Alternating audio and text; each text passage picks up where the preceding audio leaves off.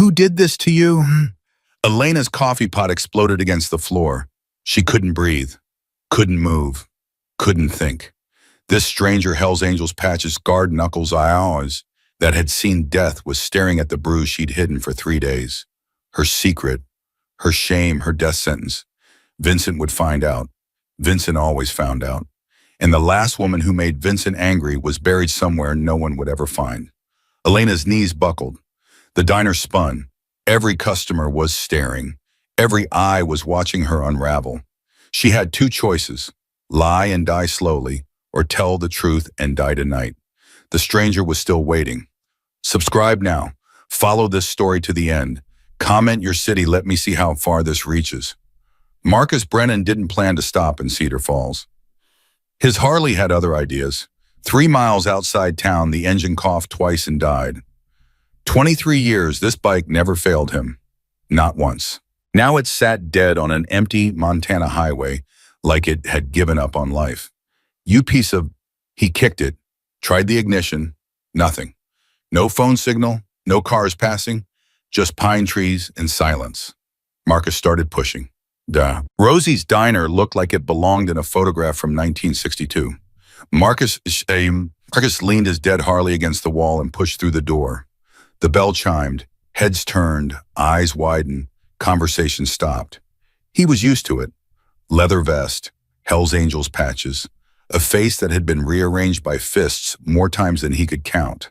People saw him and assumed the worst. Smart people. Coffee. Black. Now. He dropped onto a stool at the counter.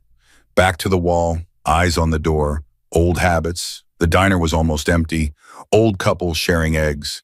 Trucker hunched over pancakes. Young mother with a crying baby. Nobody interesting. Then the kitchen door swung open, and everything changed. She moved like a wounded animal. That was Marcus's first thought. The waitress, young, maybe late 20s, auburn hair pulled back. Tight, walked like she expected to be hit at any moment. Shoulders curved inward, eyes fixed on the floor. Steps small, careful, silent. Marcus had seen that walk before. On his mother, on his sister, on women whose names he never learned, but whose faces haunted his dreams. Then he saw the bruise, left cheekbone, purple and black fading yellow at the edges. Makeup caked over it, but not enough. Never enough for someone who knew what to look for.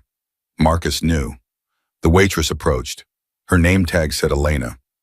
Coffee. Yeah, she poured. Her hands shook. She angled her face away, hiding the bruise like it was shameful, like it was her fault. Marcus said nothing, watched her move to the next table, watched her flinch when the trucker scraped his fork against his plate, watched her touch her cheek every time she passed anything reflective. 10 minutes. He watched for 10 minutes. Then Elena came back. More coffee, Sherry? Sure. She leaned in to pour. Marcus spoke. Who did this to you? The pot slipped. Coffee splashed across the counter, across Marcus's hand. He didn't move, didn't flinch. Elena stood frozen, face white, eyes wide. What? The bruise. Marcus kept his voice low, soft. On your face. Who? I fell. That's a fist mark. I've seen hundreds. Who hit you? Elena's whole body started trembling. Her lips moved, but no sound came out. Please, she finally whispered. Please stop asking. Why, because you'll make it worse. Worse how? Tears spilled down her cheeks. She grabbed the coffee pot with both hands to stop the shaking. He'll find out. He always finds out. And then her voice broke. She practically ran to the kitchen. The door swung shut behind her. Marcus turned to the older waitress at the register. Hey, Betty. The woman flinched at her own name. Yes, the girl, Elena. Talk to me. Mister, I don't want any... Not asking what you want. I'm asking who's hurting her. Betty's face cycled through emotions. Fear, hesitation, then something else, something that looked almost like relief.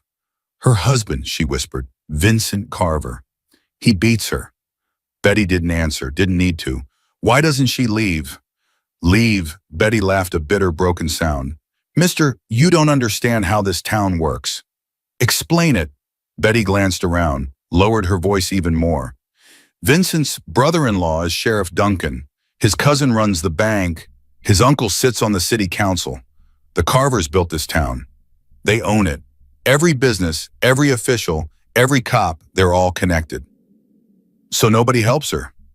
A man tried once, year ago. Tommy Reed, good man, told Vincent to leave Elena alone. What happened? Betty's eyes went dark.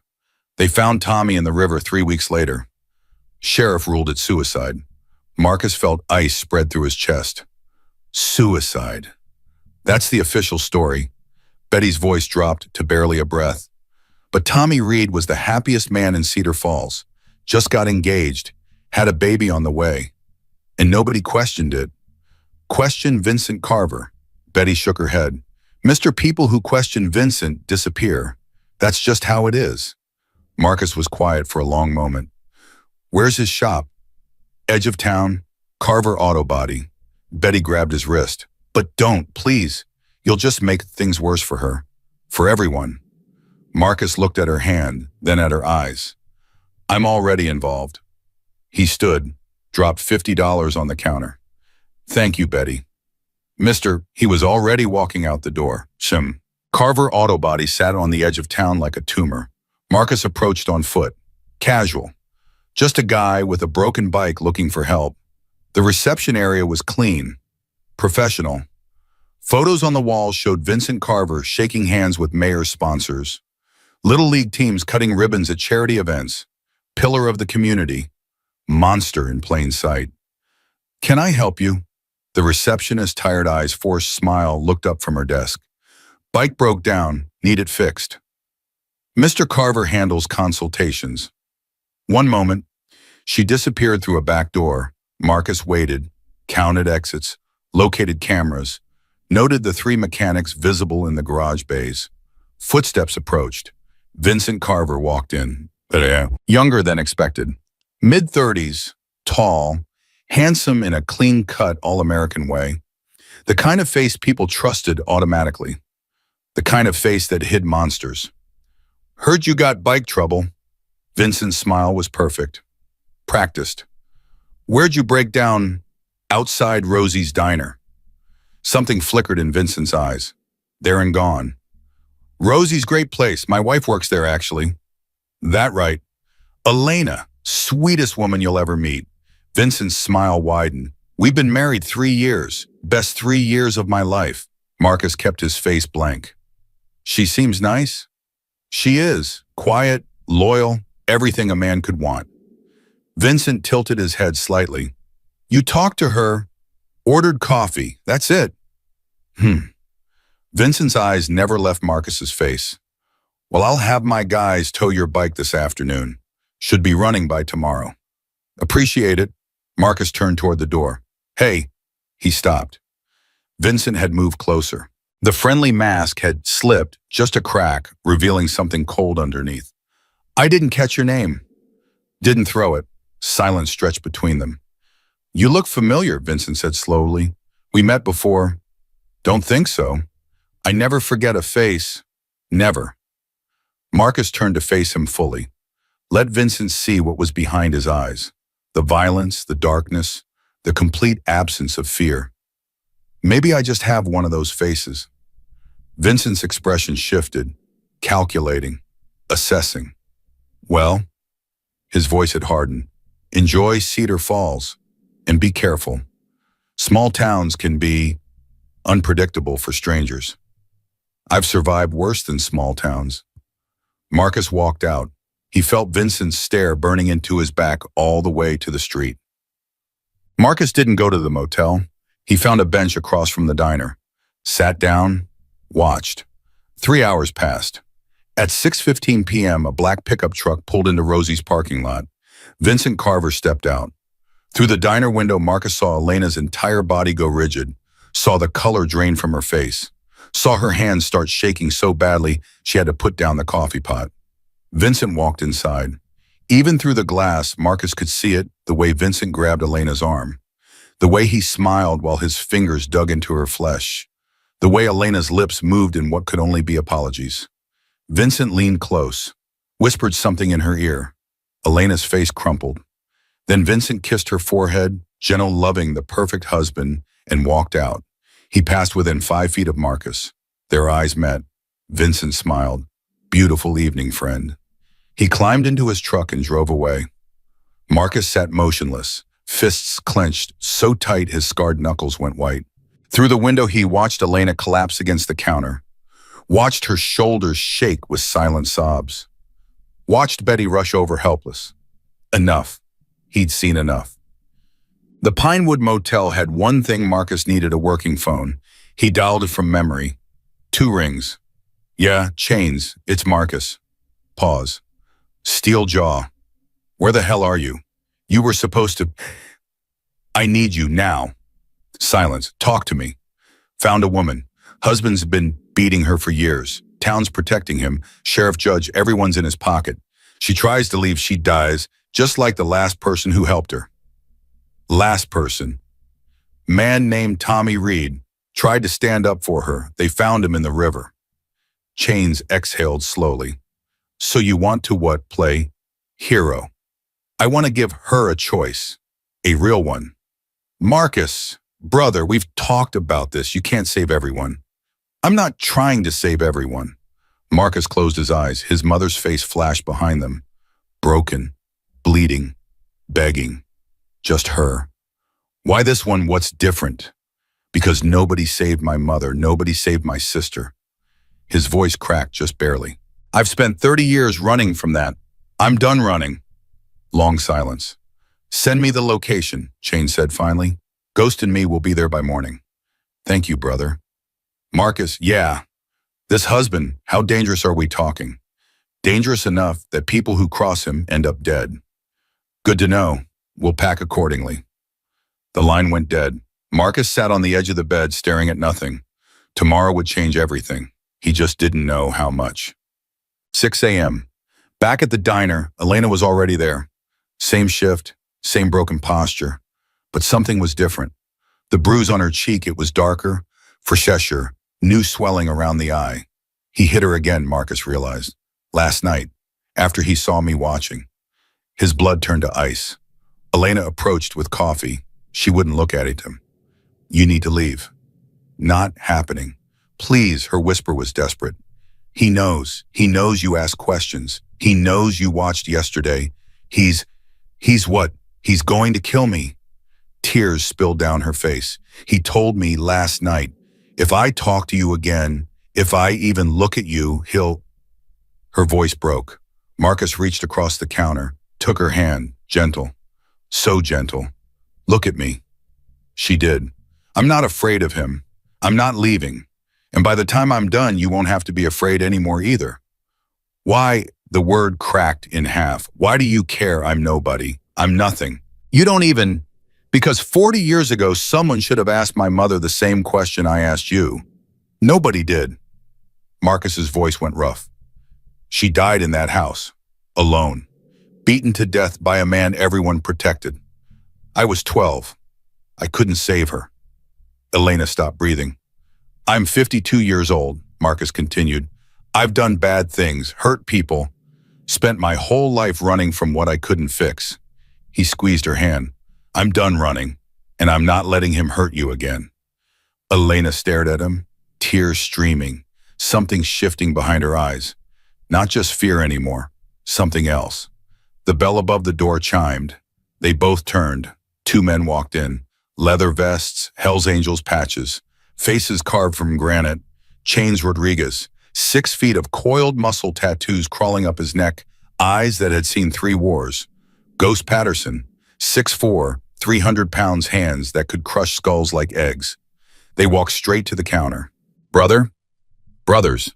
The diner emptied in under 2 minutes. So, this the situation. Chains looked at Elena's bruise. His jaw tightened. Yeah. Tell us everything. Elena did. 3 years of marriage. 3 years of hell. The first slap on their honeymoon. The broken bones. The threats. The time she tried to leave, and Vincent found her at the bus station, broke 3 ribs, fractured her wrist, told her he'd kill her mother in Seattle if she ever tried again. She believed him. The sheriff, Ghost asked. His brother-in-law. He makes evidence disappear. makes witnesses disappear. Anyone else who might help us? Elena hesitated. There's a nurse, Sarah, at the hospital. She told me once she kept copies of my real medical records before the sheriff made them vanish. Good. What else? A man named Tyler works at Vincent's shop. He saw Vincent almost beat someone to death. He's terrified, but he told me once he'd testify if it would stop Vincent. That's a start. Chains leaned forward.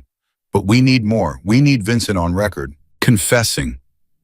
How? Silence. Then Elena spoke. I can do it. Everyone turned. I can get him to confess. Her voice was shaking, but there was steel underneath. I've been recording him for months, every threat, every insult, but he's always careful. Never says anything concrete enough. So what's changed? Marcus asked. Me. Elena lifted her chin. He thinks I'm broken, obedient. If I push him, say the right things, he'll brag. He always brags when he thinks he's won. Too dangerous, Chain said. If he suspects, he won't. Elena's eyes hardened. I've spent 3 years studying this man. Every mood, every trigger, every word that makes him feel powerful. I know exactly how to make him talk. Marcus studied her face. The fear was still there, but it wasn't alone anymore. You're sure? He took everything from me, my freedom, my dignity, my will to live. Her voice didn't waver. I want to take something back. Silence. Marcus nodded slowly. Okay, your way. But we stay close. Anything goes wrong, anything at all, you give us a signal and we come in hard. What signal? Break something. Glass. Plate. Anything loud. Elena took a shaky breath. Tomorrow, he's picking me up after my shift. Where, his truck. That's where he feels safest. That's where he tells me what he's going to do to me. The room went dead silent. Ghost's massive hands clenched into fists. Chains looked away. Marcus held Elena's gaze. Something passed between them, understanding. Respect. A promise. Tomorrow, then. Elena nodded. Tomorrow. 6:03 p.m. The black truck pulled into Rosie's parking lot. Marcus watched from across the street. Chains on his left. Ghost on his right. Elena walked out of the diner. She climbed into the passenger seat. The truck didn't move. 1 minute. Through the tinted windows, shapes. Movement. Talking. 2 minutes. 3. Marcus's hand drifted toward his belt. Wait, Chains murmured. Give her time. 4 minutes. 5. Then Vincent's hand shot out, grabbed Elena's throat, slammed her against the window. Go! Marcus was already sprinting. Ghost reached the truck first, grabbed the driver's door, ripped it clean off its hinges, metal screaming bolts exploding. Chains hauled Vincent out by his collar, threw him onto the asphalt. Marcus caught Elena as she tumbled from the cab, gasping, clutching her phone. You okay, Elena? She coughed, wheezed, but her eyes were blazing. I got it. She held up the phone. I got everything. Vincent was screaming, thrashing on the ground. Get off me! Do you know who I am? I'll kill you! I'll kill all of... Ghost hit him once. Vincent went limp. Silence. A crowd had gathered. Phones out. Recording. Watching. Marcus helped Elena to her feet. What did he say on everything? Her voice was hoarse but triumphant. His first wife, he killed her. Buried her in the woods off Route 12. Tommy Reed, he held him under the water himself. And me, he described exactly how he was going to kill me and make it look like an accident. She laughed, raw, broken, but real. He confessed to everything. All of it. On tape. Marcus stared at her. You did it. We did it. Sirens, distant but growing louder. Not local sirens. State police. Chains had made the call 30 minutes ago. The next hour was chaos. State troopers swarmed Cedar Falls. Vincent Carver arrested. 2 counts of murder, domestic assault, witness intimidation, attempted murder, Sheriff Ray Duncan arrested, obstruction, evidence tampering, accessory after the fact, the judge, the bank manager, 2 council members. One by one, the empire crumbled. Elena sat in the back of an ambulance blanket around her shoulders, watching them load her husband into a police cruiser. Marcus approached. How do you feel? She looked up at him, tears on her face, but smiling. Like I just woke up from a 3-year nightmare. It's over. Is it? She glanced at the cruiser.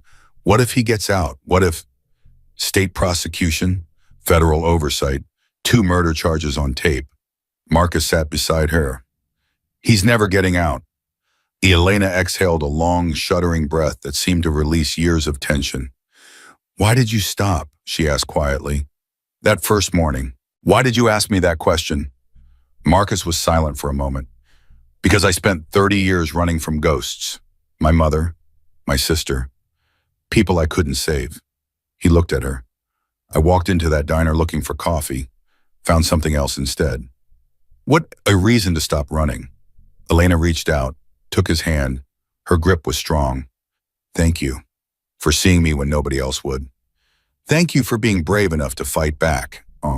Around them, Cedar Falls was waking up. People who had stayed silent for years were finally talking. Witnesses coming forward, victims speaking up. The truth buried for so long, clawing its way into the light. It was messy, painful, raw, but it was happening. Chains appeared at Marcus's shoulder. State cops want our statements. All of us. Marcus nodded, started to stand. Marcus, he turned. Elena was looking at him. Something new in her eyes. Not fear, not desperation, peace. Will you come back? After this is done, Marcus thought about his daughter in Portland, the road waiting for him, the life he'd been running toward for years. Yeah, he said, I'll come back. Elena smiled, real, full, reaching her eyes, the first real smile in 3 years. The sun set over Cedar Falls. Marcus stood beside his Harley, fixed now running smooth, watching the last police car disappear down the highway. Chains and Ghost flanked him. Hell of a week, Chains said. Hell of a week. Ghost grunted. Still got Portland, your daughter. I know. So what now? Marcus looked back at the diner. Through the window he saw Elena laughing at something Betty said. Moving freely, breathing easy, he thought about his mother, thought about his sister, thought about 30 years of ghosts. You couldn't outrun them. He knew that now. You had to turn around and face them. Now, Marcus said quietly, I figure out who I'm supposed to be. He swung onto the Harley. The engine roared, but he didn't leave. Not yet. Because deep in his gut, Marcus knew. This story wasn't over. It was just getting started. The sun had barely risen over Cedar Falls when the first phone call came. Marcus was sitting in the diner, coffee untouched, watching Elena work her morning shift. She moved differently now. Lighter, freer, like someone had cut invisible chains from her wrists. His phone buzzed. Unknown number. He answered. You made a mistake. The voice was calm, cold, familiar. Marcus's grip tightened on the phone. Who is this? You know who this is? Vincent Carver, calling from county lockup. How'd you get this number? I have friends everywhere, Mr. Brennan. That's what you don't understand. You think because they put me in a cage, this is over. Vincent laughed softly. This is just beginning. You're done, Carver. 2 murder charges, your own confession on tape, you're never getting out. Maybe, maybe not. Vincent's voice dropped lower. But here's the thing about small towns, friend. They have long memories, and my family, we have even longer reach. That a threat? It's a promise. You took something from me, so I'm going to take something from you. Pause. How's your daughter doing in Portland? Sarah Wright works at that coffee shop on Burnside. Marcus's blood went cold. Touch her and you'll what kill me, I'm already facing life. What else can you do? Vincent's laugh was like broken glass. Enjoy your victory, Mr. Brennan. It won't last long. The line went dead. Marcus sat frozen. His hands were shaking. Not from fear, from rage. Elena appeared at his elbow. Marcus, you okay? You look... I need to make a call. He was already dialing. 3 rings, 4. Hello. Sarah, it's your father. Silence. Dad, what? It's been 2 years. Why are you Listen to me. Don't ask no questions, just listen. You need to leave Portland. Today, right now. What, Dad? I can't just... There's a man, his name is Vincent Carver. He's in jail, but he has people. He threatened you. Do you understand? He knows where you work. He knows your name. Sarah's voice changed, sharper, scared. Dad, what did you do? I'll explain everything. But right now you need to pack a bag and go somewhere safe. Somewhere nobody knows about. Can you do that? Yes, I can go to Mom's cabin in Bend. Nobody knows about that. Good, go now. Don't tell anyone where you're going. I'll call you tonight. Dad, I love you, Sarah. I know I haven't said that enough. I know I haven't been there. But I love you and I'm going to fix this. He hung up before she could respond. Elena was staring at him. What happened? Vincent, he called me from jail, threatened my daughter. Elena's face went white. Oh God, Marcus, I'm so sorry. This is my fault. If I hadn't... This isn't your fault. None of it. Marcus stood up. But I need to find out how deep this goes. How many people Vincent still has on his side. What can I do? Marcus looked at her.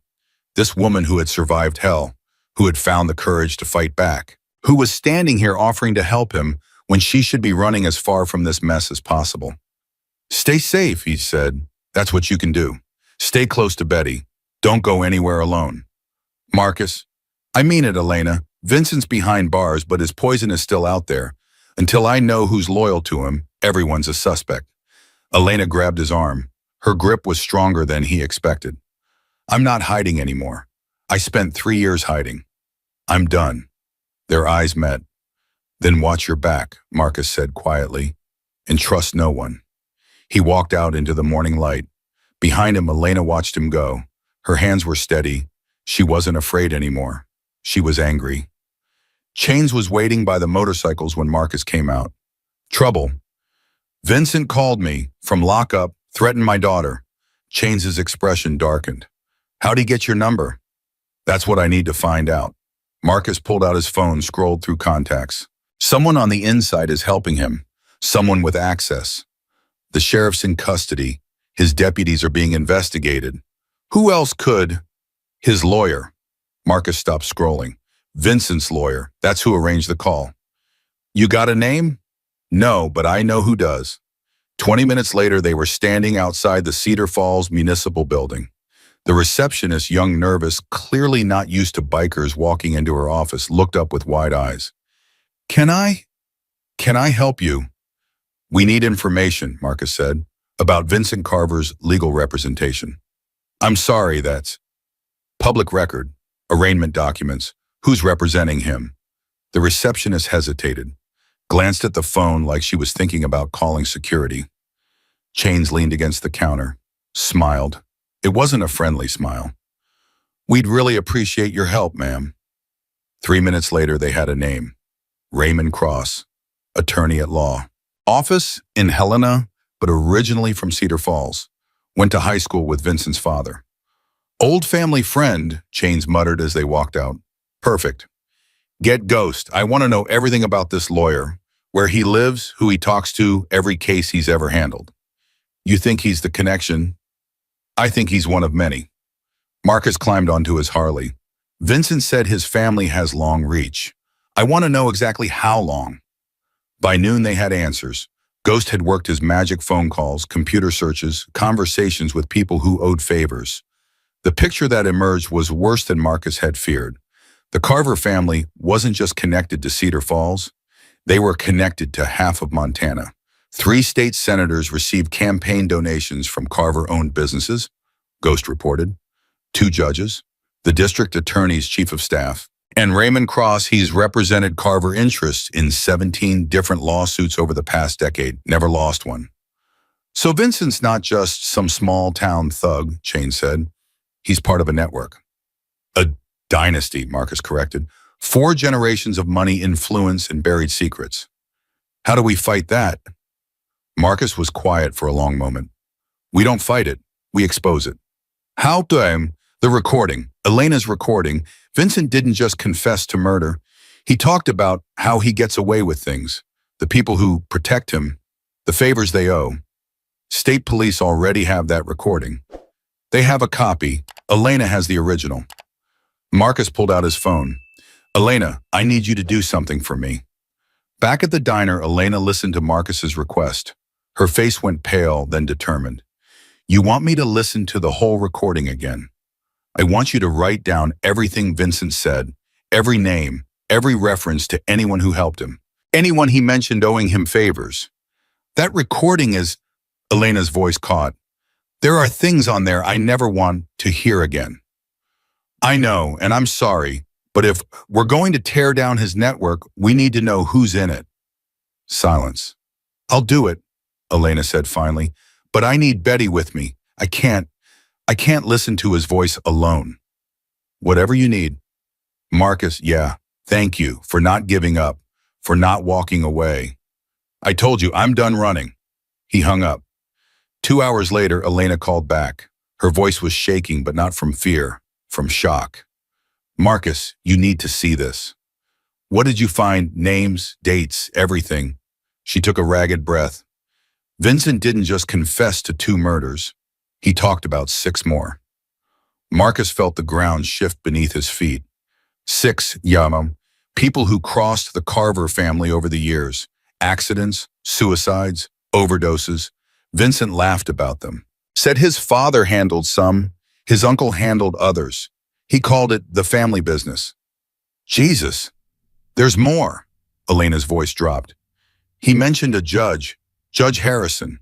Said Harrison helped cover up his first wife's death, made sure the investigation went nowhere. Judge Harrison is on the state Supreme Court. I know. Silence stretched between them. Elena, this is bigger than Cedar Falls, bigger than Montana. If what Vincent said is true, it's true. I heard it, every word. Her voice hardened. These people have been killing and covering up for decades, and nobody's ever stopped them. Until now.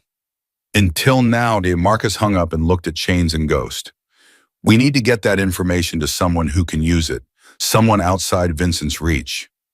FBI, Chains suggested.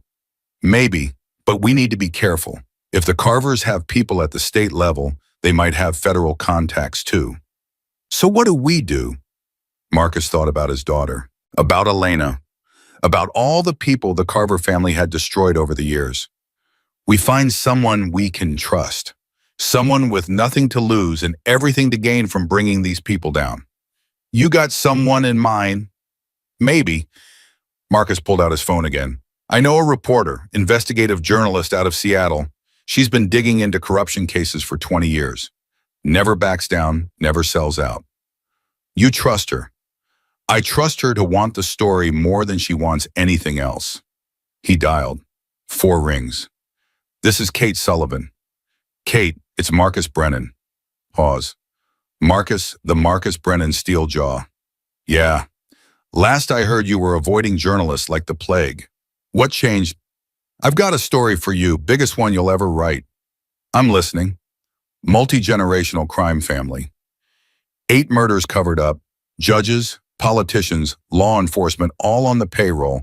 Confession on tape from one of the key players. Silence. You're serious? Dead serious. Where are you with Cedar Falls, Montana? I can be there by tomorrow morning. Make it tonight.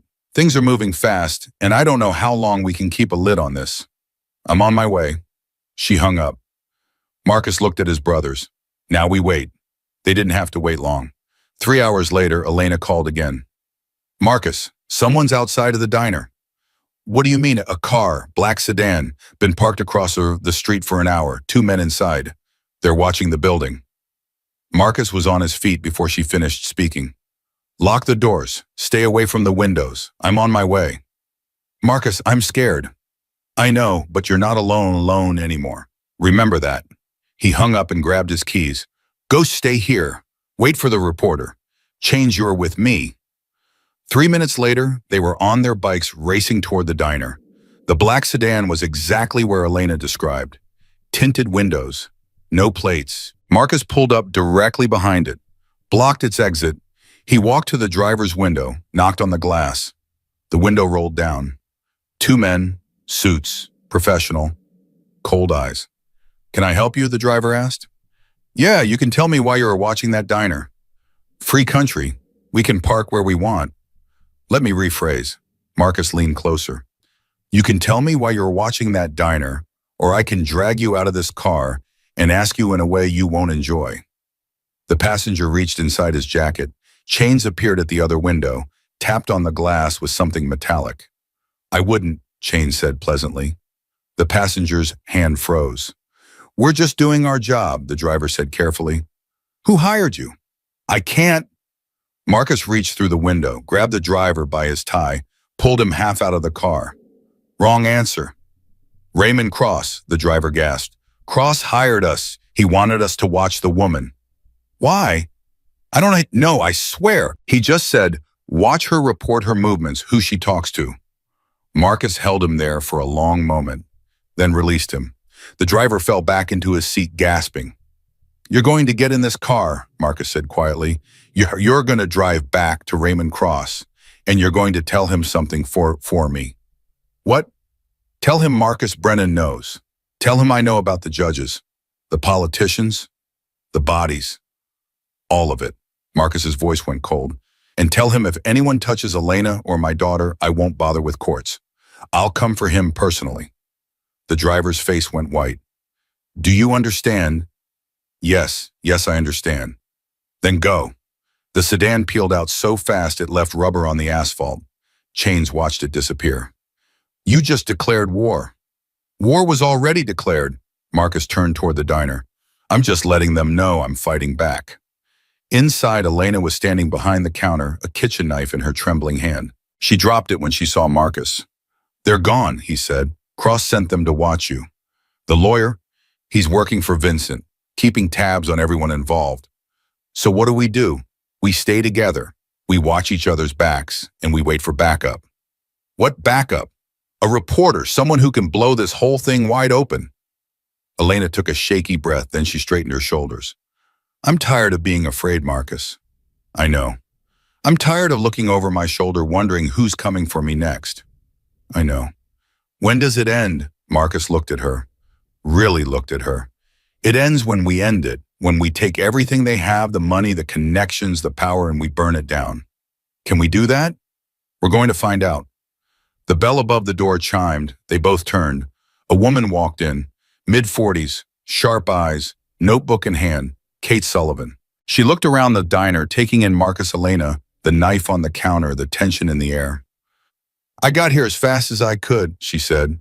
Now someone want to tell me what the hell is going on? Marcus smiled grimly. Pull up a chair. This is going to take a while. For the next 3 hours they talked. Elena played the recording, all of it. Kate listened with a face like stone, her pen moving across her notebook in quick, sharp strokes. When it was over, she sat in silence for a long moment. This is, she shook her head. I've covered corruption for 20 years. I've never seen anything like this. Can you use it? Marcus asked. Use it? This could bring down half the state government. Kate looked at Elena. You're incredibly brave, you know that. What you did getting him to talk like that. I was terrified, Elena said quietly, the whole time. That's what makes it brave. Kate turned to Marcus. Here's the problem. This recording is explosive, but it's also just one man's word. A defense attorney could argue Vincent was lying, bragging, making things up. So we need corroboration. We need bodies. Kate's voice was flat. You want to prove these people killed 8 people, we need to find at least some of them. Vincent mentioned his first wife, Elena said. Linda. He said she's buried in the woods off Route 12. Kate and Marcus exchanged looks. If we find her, Kate began. We have proof, Marcus finished. Physical proof that Vincent is telling the truth. How do we search the woods without tipping off the carvers? We don't search. Marcus stood up. We get the authorities to search, with a warrant. Based on what the recording isn't enough for a warrant. Not yet. Then we find another way. Silence. Elena spoke. I know someone who might be able to help. Everyone turned to her. When I first started dating Vincent, he had a friend, Danny Weller. They grew up together, but something happened between them, a falling out. Danny left town 5 years ago, right around the time Linda disappeared. You think Danny knows something? I think Danny was there when it happened. Elena's voice was steady. Vincent mentioned him once when he was drunk. Said Danny couldn't handle the family business. Said it was a good thing Danny ran because if he ever talked, Vincent would have to handle him too. Kate was already writing. Where's Danny now? Last I heard he was in Wyoming. Casper. Working at a ranch. Marcus looked at Chains. Road trip. I'll gas up the bikes. Marcus turned to Kate. Stay here. Keep Elena safe. We'll be back with Danny Weller, or we'll be back with answers about why we can't find him. Marcus, Elena grabbed his arm. Be careful. If Danny knows what Vincent did, he might be dangerous. Dangerous I can handle. I mean, he might be scared. Scared enough to run, or scared enough to fight. Marcus nodded. I'll keep that in mind. He walked toward the door. Marcus? He turned. Elena was standing there, arms wrapped around herself, looking younger than her years. Come back, she said quietly. Please. Yes. I will. Promise me. He held her gaze. I promise. Then he was gone. The ride to Casper took 11 hours. Marcus and Chains pushed through the night, stopping only for Boston coffee. By dawn, they were pulling into a dusty ranch on the outskirts of town. A man was standing by the fence feeding horses, mid-30s, weathered face, eyes that looked like they'd seen too much, Danny Weller. He saw the bikes approaching and froze. For a moment, Marcus thought he might run, but Danny just stood there waiting like he'd been expecting this day to come. Danny Weller, Marcus called out. Who's asking?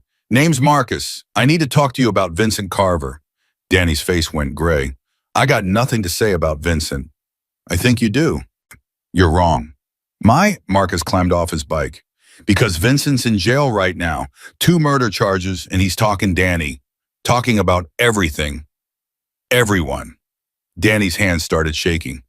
Including you, Marcus continued. He mentioned you by name. Said you couldn't handle the family business. Said if you ever talked, he'd have to handle you too. He said that on tape. Danny looked like he might be sick. So here's the thing, Marcus said, walking closer. Right now you have a choice. You can keep running, keep hiding, keep waiting for the day Vincent's people track you down. Or you can help us bury him, once and for all. Help you how? Tell us what you know, what you saw, what happened to Linda. Danny's face crumpled. I can't. If I talk, they'll kill me. If you don't talk, they'll kill you anyway.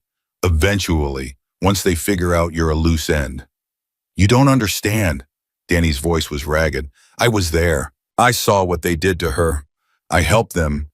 He choked. I helped them dig the hole. Silence. You helped bury Linda Carver. Danny nodded, tears streaming down his face. I was 22. Stupid. Thought Vincent was my friend. He told me Linda had an accident that we just needed to help clean up. By the time I realized what really happened, it was too late. Where is she, Danny? Woods off Route 12, about 2 miles north of the old mill. There's a clearing with a big oak tree. She's under the tree. Marcus felt something click into place. Thank you, Danny. What happens now? Now you have another choice. You can stay here and wait, or you can come with us and testify. Help us put Vincent and his whole family away for good. Danny wiped his face. If I testify, they'll never stop coming for me. If you testify, you'll be in witness protection before Vincent's lawyers can file an appeal. But you can guarantee that. I can guarantee this if you don't help us, Vincent wins. His family wins. Everything they did to Linda, to Elena, to everyone else, it stays buried. Is that what you want? Danny was quiet for a long time. Then he looked up. I'll testify. You sure? No. Danny laughed bitterly. But I'm tired of running. Tired of looking over my shoulder. Tired of being a coward. He looked at Marcus. What do you need me to do? Marcus put a hand on his shoulder. Get on the bike. We've got a long ride ahead of us. The sun was setting by the time they got back to Cedar Falls, but they weren't alone. Danny Weller rode behind Chains, holding on like his life depended on it. Because it did. Kate was waiting at the diner with Elena. When she saw Danny, her eyes went wide. Is that Danny Weller, eyewitness to Linda Carver's murder? Holy shit. He's ready to testify, and he knows where the body is buried. Kate's pen was already moving. This changes everything. It's going to change more than that. Marcus looked at Danny, then at Elena, then at Kate. Tomorrow morning we call the state attorney general. We give them Danny's testimony and the location of Linda's remains. And then we watch Vincent Carver's empire come crashing down. What about his connections? Elena asked. The judges, the politicians. Once the bodies start coming up, the rats will start running. Kate smiled grimly. Trust me, I've seen it before. When the evidence gets too big to hide, everyone starts trying to save themselves. So we win. We're not there yet. Marcus sat down heavily. But we're close. Elena sat down beside him. I never thought I'd see this day, she said quietly. Never thought Vincent would face real consequences. He's not facing them yet. Not until Marcus's phone rang. Unknown number. He answered. You found Danny. Vincent's voice, calm, cold, amused. How do you? I told you. I have friends everywhere. Vincent laughed softly. Did you really think driving to Wyoming would go unnoticed? Did you really think you could hide anything from me? Marcus gripped the phone tighter. It's over, Vincent. Danny's going to testify. We know where Linda is. Your whole house of cards is about to collapse. Maybe, Vincent's voice didn't waver. But here's the thing about houses of cards, Mr. Brennan. When they fall, they take everyone with them. That a threat? It's a promise, pause. Ask Danny what really happened that night. Ask him who swung the shovel first. The line went dead. Marcus looked at Danny. Danny's face had gone white. What did he mean, Danny, who swung the shovel first? Danny couldn't speak. Danny. It was me. The words came out broken. Linda, she wasn't dead when we got there. She was hurt, bleeding, but alive. Vincent said we had to finish it. I said no. I tried to call for help. And Vincent, he handed me the shovel and said, if I didn't do it, he'd kill me too. Elena's hand flew to her mouth. Kate stopped writing. Marcus stared at Danny. You killed her. I didn't have a choice. He would have. You killed her. Danny collapsed into a chair, sobbing, broken. I've lived with it for 5 years. Every single day, I see her face every time I close my eyes. Silence filled the diner. Marcus turned away, walked to the window, stared out at the dark street. Everything had just gotten more complicated. This doesn't change anything, Kate said finally. Everyone looked at her. Danny killed Linda, but under duress, with Vincent holding a death threat over his head. That's still murder on Vincent's hands. Danny's testimony still brings down the Carvers. And what happens to Danny? Elena asked quietly. That's up to the prosecutors. But with his cooperation, witness protection, reduced charges, maybe even immunity. He's not the one they want. Marcus turned back to face the group. Danny, look at me. Danny looked up, eyes red, face streaked with tears. What you did was wrong, and you'll have to live with it. But right now, you have a chance to make it mean something, to make sure Linda's death isn't just another secret the Carvers buried. How? Testify, tell the truth, all of it. Let the world see what Vincent really is. Danny wiped his face. And then you spend the rest of your life trying to earn forgiveness. Not from me, not from a jury, from yourself. Danny nodded slowly. Okay. I'll testify, I'll tell them everything. Marcus looked at Kate, at Elena, at Chains and Ghost. Then we do this tomorrow. First light. We call the Attorney General and we end this. Elena stood up. Marcus? Yeah. Thank you, her voice cracked, for not giving up, even when it got complicated. It's going to get more complicated before it's over. I know. She met his eyes. But for the first time in years, I actually believe it's going to end. That we're going to win.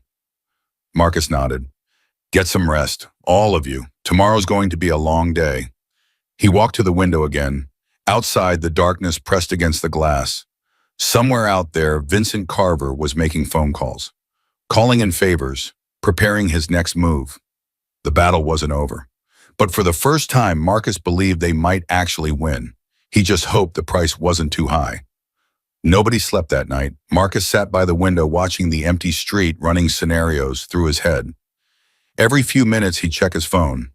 No calls from Sarah. Good. She was safe in bed, for now. Danny Weller sat in the corner booth staring at nothing. His hands hadn't stopped shaking since his confession. Every few minutes he'd whisper something to himself, prayers maybe, or apologies to a woman 5 years dead. Elena stayed close to Betty, the two of them making endless pots of coffee that nobody drank. She kept glancing at Danny, her expression unreadable. This man had killed Vincent's first wife, held the shovel, swung it down, and now he was their key witness. Strange how the world worked. Kate Sullivan sat at the counter organizing her notes, double-checking facts, preparing for the call that would change everything. At 5:47 a.m., Marcus's phone rang, unknown number. He answered without hesitation. Marcus Brennan. A woman's voice. Professional. Calm. Who's asking? My name is Patricia Walsh. I'm the Montana Attorney General. Marcus sat up straighter. How did you get this number? Ms. Sullivan contacted my office last night. She outlined the situation. Pause. I've been tracking the Carver family for 3 years. Never had enough evidence to move forward. Until now. You believe us. I believe there's enough here to warrant immediate action. But I need to be careful. The Carvers have friends in places I can't see.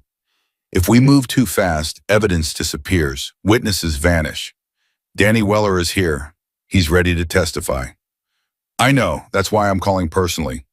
Walsh's voice dropped. Mr. Brennan, I need you to understand something. What we're about to do, it's going to shake this state to its foundations. People are going to fight back. Hard. I've been fighting my whole life. This is different. This isn't fists and motorcycles. This is lawyers, politicians, people who destroy lives with paperwork instead of bullets. I understand. Because once we start this, there's no going back for any of you. Marcus looked around the diner, at Elena, who had survived 3 years of hell, at Danny, who had carried a murder on his conscience for half a decade, at Kate, who had risked her career for this story. We're ready. Good, I'm sending a team to Cedar Falls. They'll be there by noon. FBI, state police, forensic investigators. We're going to the woods off Route 12 and we're going to find Linda Carver. And then we bring down everyone who helped bury her. The line went dead. Marcus put down the phone. Everyone was staring at him. It's happening, he said. An attorney general's sending a team. They'll be here by noon. Elena let out a breath she'd been holding for hours. Danny's hand started shaking harder. Kate smiled grimly. Then we better be ready. The morning crawled by. At 8 a.m., Marcus's phone buzzed again. Text from Sarah. I'm safe, cabin secure. No one followed me. I love you, Dad. He stared at the message for a long time. Type Benebe. Love you too. Stay hidden. This will be over soon. He hoped he wasn't lying. At 9:30 a.m., Ghost came through the door, face tight with tension. Problem. Marcus stood immediately. What? Raymond Cross, Vincent's lawyer. He left Helena at 6 a.m., driving towards Cedar Falls. He knows. He knows something, and he's bringing help. Ghost pulled out his phone, showed Marcus a photo. These 3 vehicles left Helena right behind him, all registered to a private security firm, same firm the Carver family uses for special jobs. How many men? At least 8, maybe more. Elena's face went white. They're coming for us. They're coming for Danny, Marcus corrected. He's the one who can put them away. Without his testimony, the whole case falls apart, Kate finished. Danny stood up so fast his chair fell over. I should go. I should run. If they're coming for me, they'll find you. Marcus grabbed his arm. You run, you die alone on some back road. You stay, you've got us. 3 bikers against 8 armed professionals. 4. Betty's voice cut through the tension. Everyone turned. The older waitress was standing behind the counter, holding a shotgun that looked older than she was. This was my husband's. Been under the counter for 15 years. She pumped it once. I know how to use it. Elena stared at her. Betty, that man took 3 years of your life, sweetheart. I'm not letting his people take any more. Marcus felt something shift in his chest. Respect, gratitude. Okay, we've got 4, plus Kate. 5, Kate said. She pulled a small pistol from her bag. I don't just write about criminals. I know how to deal with them. 5 against 8. Better odds than some fights I've been in. Chains cracked his knuckles. Ghost and I will cover the back. Marcus, you take the front. Betty, stay with Danny and Elena. Anyone comes through that door who shouldn't, you shoot first. What about the Attorney General's team? Elena asked. They'll be here by noon. Marcus checked his watch. 9:47 a.m. 2 hours. We just need to hold them off for 2 hours. And if we can't, then we make sure Danny's testimony is recorded, every word. So even if we go down, the truth survives. Kate nodded. I've got my recorder. I'll start now. She sat down across from Danny, hit record. State your name. Danny swallowed hard. Daniel Thomas Weller. And what do you know about the death of Linda Carver? Danny closed his eyes. Everything. I know everything. The recording took 45 minutes. Danny talked about that night 5 years ago, how Vincent had called him panicked, saying Linda had had an accident, how Danny drove to the Carver house and found Linda in the basement, beaten and bloody, but still breathing, how Vincent handed him the shovel and said, "It's her or you." He talked about digging the grave, about the sound Linda made when she stopped breathing, about the years of nightmares that followed. He talked about the other deaths too, the names Vincent had mentioned over beers and whiskey, the accidents that were anything but, the network of silence that kept it all buried. When he finished, Kate stopped the recording.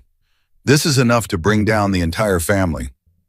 If it gets out, Danny said quietly, it will get out, I promise you. Marcus checked his watch again.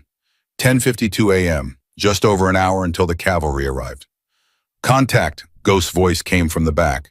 3 vehicles, pulling into the lot behind the building. Marcus moved to the window, peered through the blinds.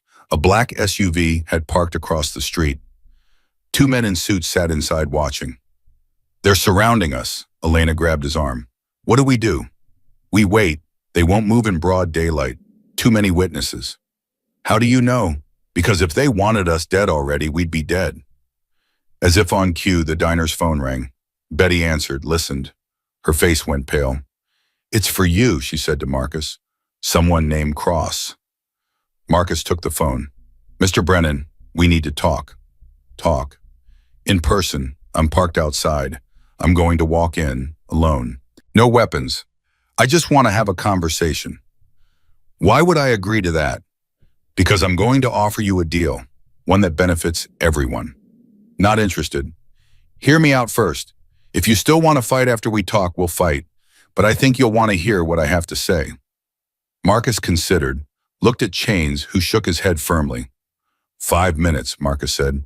You come in alone. You keep your hands where I can see them. You try anything, you don't leave. Fair enough. The line went dead. 30 seconds later, the door opened. Raymond Cross walked in. He was older than Marcus expected. 60s maybe. Silver hair. Expensive suit. The kind of face that belonged in boardrooms and courthouses. He stopped just inside the door, hands raised slightly. Thank you for hearing me out. Clock's ticking. Cross nodded, lowered his hand slowly. I'll get straight to it. Vincent Carver is my client. I've represented the family for 20 years. I know their secrets, all of them. So I'm prepared to share those secrets in exchange for immunity. Silence. Elena stepping forward. You want to turn on them. I want to survive, Mrs. Carver. Cross's eyes were cold, but honest. Vincent is finished. The recording, the testimony, the body in the woods, there's no coming back from that. The smart move is to get out before the ship sinks. Why should we trust you? Kate demanded. You've covered for these people for decades. Exactly, which means I know where all the bodies are buried. Literally. Cross reached slowly into his jacket. Everyone tensed. He pulled out a USB drive. This contains files on every illegal activity the Carver family has engaged in for the past 40 years. Financial records, communications, names of everyone on their payroll. He set it on the counter. My insurance policy. I always knew this day might come. Marcus stared at the drive. You expect us to believe you're just switching sides. I expect you to believe I'm not stupid. Cross met his gaze. The men outside, they're not mine. Vincent called them directly. I came here to negotiate, but they came here to clean up loose ends. Including you. Including me. For the first time, something like fear flickered in Cross's eyes. Once Vincent realized I was coming to talk instead of fight, I became a liability. Just like the rest of you. So you're not here to help us. You're here to save yourself. Both. They're not mutually exclusive. Marcus looked at Kate, at Elena, at Danny. What exactly are you proposing? Let me call the Attorney General. Right now, I'll give her everything on this drive. I'll testify against the Carvers, all of them. And in return, we all walk out of here alive. What about the men outside? Walsh can have state police here in 20 minutes if she knows the situation. Faster than those mercenaries can decide to move. Marcus turned to Kate. What do you think? Kate studied Cross for a long moment. He's a snake, always will be. But right now, we need what he's offering. Elena. Elena looked at the man who had helped cover up her husband's crimes for years. Her jaw tightened. I want to see Vincent rot in prison. If this snake can help make that happen, use him. Cross smiled thinly. Charming. Don't push your luck. Marcus picked up the phone. Make the call. Cross Dialson. Patricia Raymond Cross. Yes, I know it's unexpected. Listen, I'm at Rosie's Diner in Cedar Falls with Brennan and the others. We have a situation. He explained quickly. The mercenaries, the USB drive, the offer. When he hung up, his face was grim. She's sending everyone. 20 minutes. That's a long 20 minutes. Yes, it is. As if on cue, Ghost's voice came from the back. They're moving. All 3 vehicles, pulling around to the front. Marcus looked out the window. The black SUV across the street had opened its doors. Men were stepping out. 6 of them, all armed. So much for broad daylight. Cross's face went pale. They're not waiting. No, they're not. Marcus turned to the group. Everyone to the back. Now. You can't outrun them. We're not running. We're buying time. He looked at Chains and Ghost. Hold the front. Don't let them through. What about you? I'm going to have a conversation. Before anyone could argue, Marcus walked to the door, opened it, stepped outside. The 6 men stopped. Their leader, tall, military-bearing, dead eyes, raised a hand. Mr. Brennan, step aside. We're not here for you. Then who are you here for? The witnesses, Weller, the woman, the lawyer who lost his nerve. Not happening.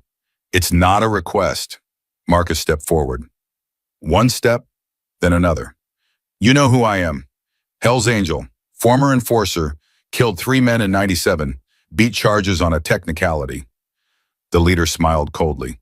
You're a dinosaur, Brennan. The world's moved on. Maybe, but dinosaurs still have teeth. 6 against 1. You think it's 1? The leader's smile flickered. Behind Marcus, the diner door opened. Chain stepped out, then Ghost, then Betty with her shotgun, then Kate with her pistol. It's a diner, Marcus said. We're just having breakfast. The leader's eyes calculated odds. 6 professionals against 5 defenders. Bad odds for a firefight. Worse odds if witnesses called 911. The longer we stand here, the more cops get involved, Marcus continued. You want to explain to Vincent why you started a war in broad daylight. Vincent wants this handled. Vincent's in a cell, and by the end of the day, he'll be facing federal charges. You really want to go down with him? Silence. The leader's hand moved toward his weapon. Don't. Marcus's voice was ice. We might lose this fight. But I guarantee I'll take at least 2 of you with me. You want to find out if you're one of the 2. Nobody moved. Sirens, distant but growing louder. The leader heard them too. His jaw tightened. This isn't over. Yes, it is. You just don't know it yet. The 6 men retreated, climbed back into their vehicles, peeled out of the parking lot. Marcus didn't move until they were out of sight. Then his legs started shaking. Chains grabbed his shoulder. You okay? No. Marcus let out a breath. But I will be. 12 minutes later, the parking lot was full of police cruisers. 20 minutes after that, Patricia Walsh herself walked through the door. She was shorter than Marcus expected. 50s maybe. Silver streak in her dark hair. Eyes that looked like they'd seen every trick in the book and invented a few of their own. She looked around the diner, at Marcus, at Elena, at Danny, at Cross. Hell of a morning. You could say that. Walsh turned to Cross. The drive. Now. Cross handed it over without hesitation. This better be everything you promised. It's more. Cross's voice was flat. 40 years of crimes, every cover-up, every payment, every body, including your involvement. including everything. Walsh nodded slowly. Then she turned to Danny. Mr. Weller, I understand you are willing to testify. Danny stood up. His hands were still shaking, but his voice was steady. Yes, ma'am. Everything I know. Including your own role in Linda Carver's death. Danny flinched. Yes. That takes courage. More courage than most people have. Walsh turned to her team. Get him into protective custody. Full protection detail. No one talks to him except my office.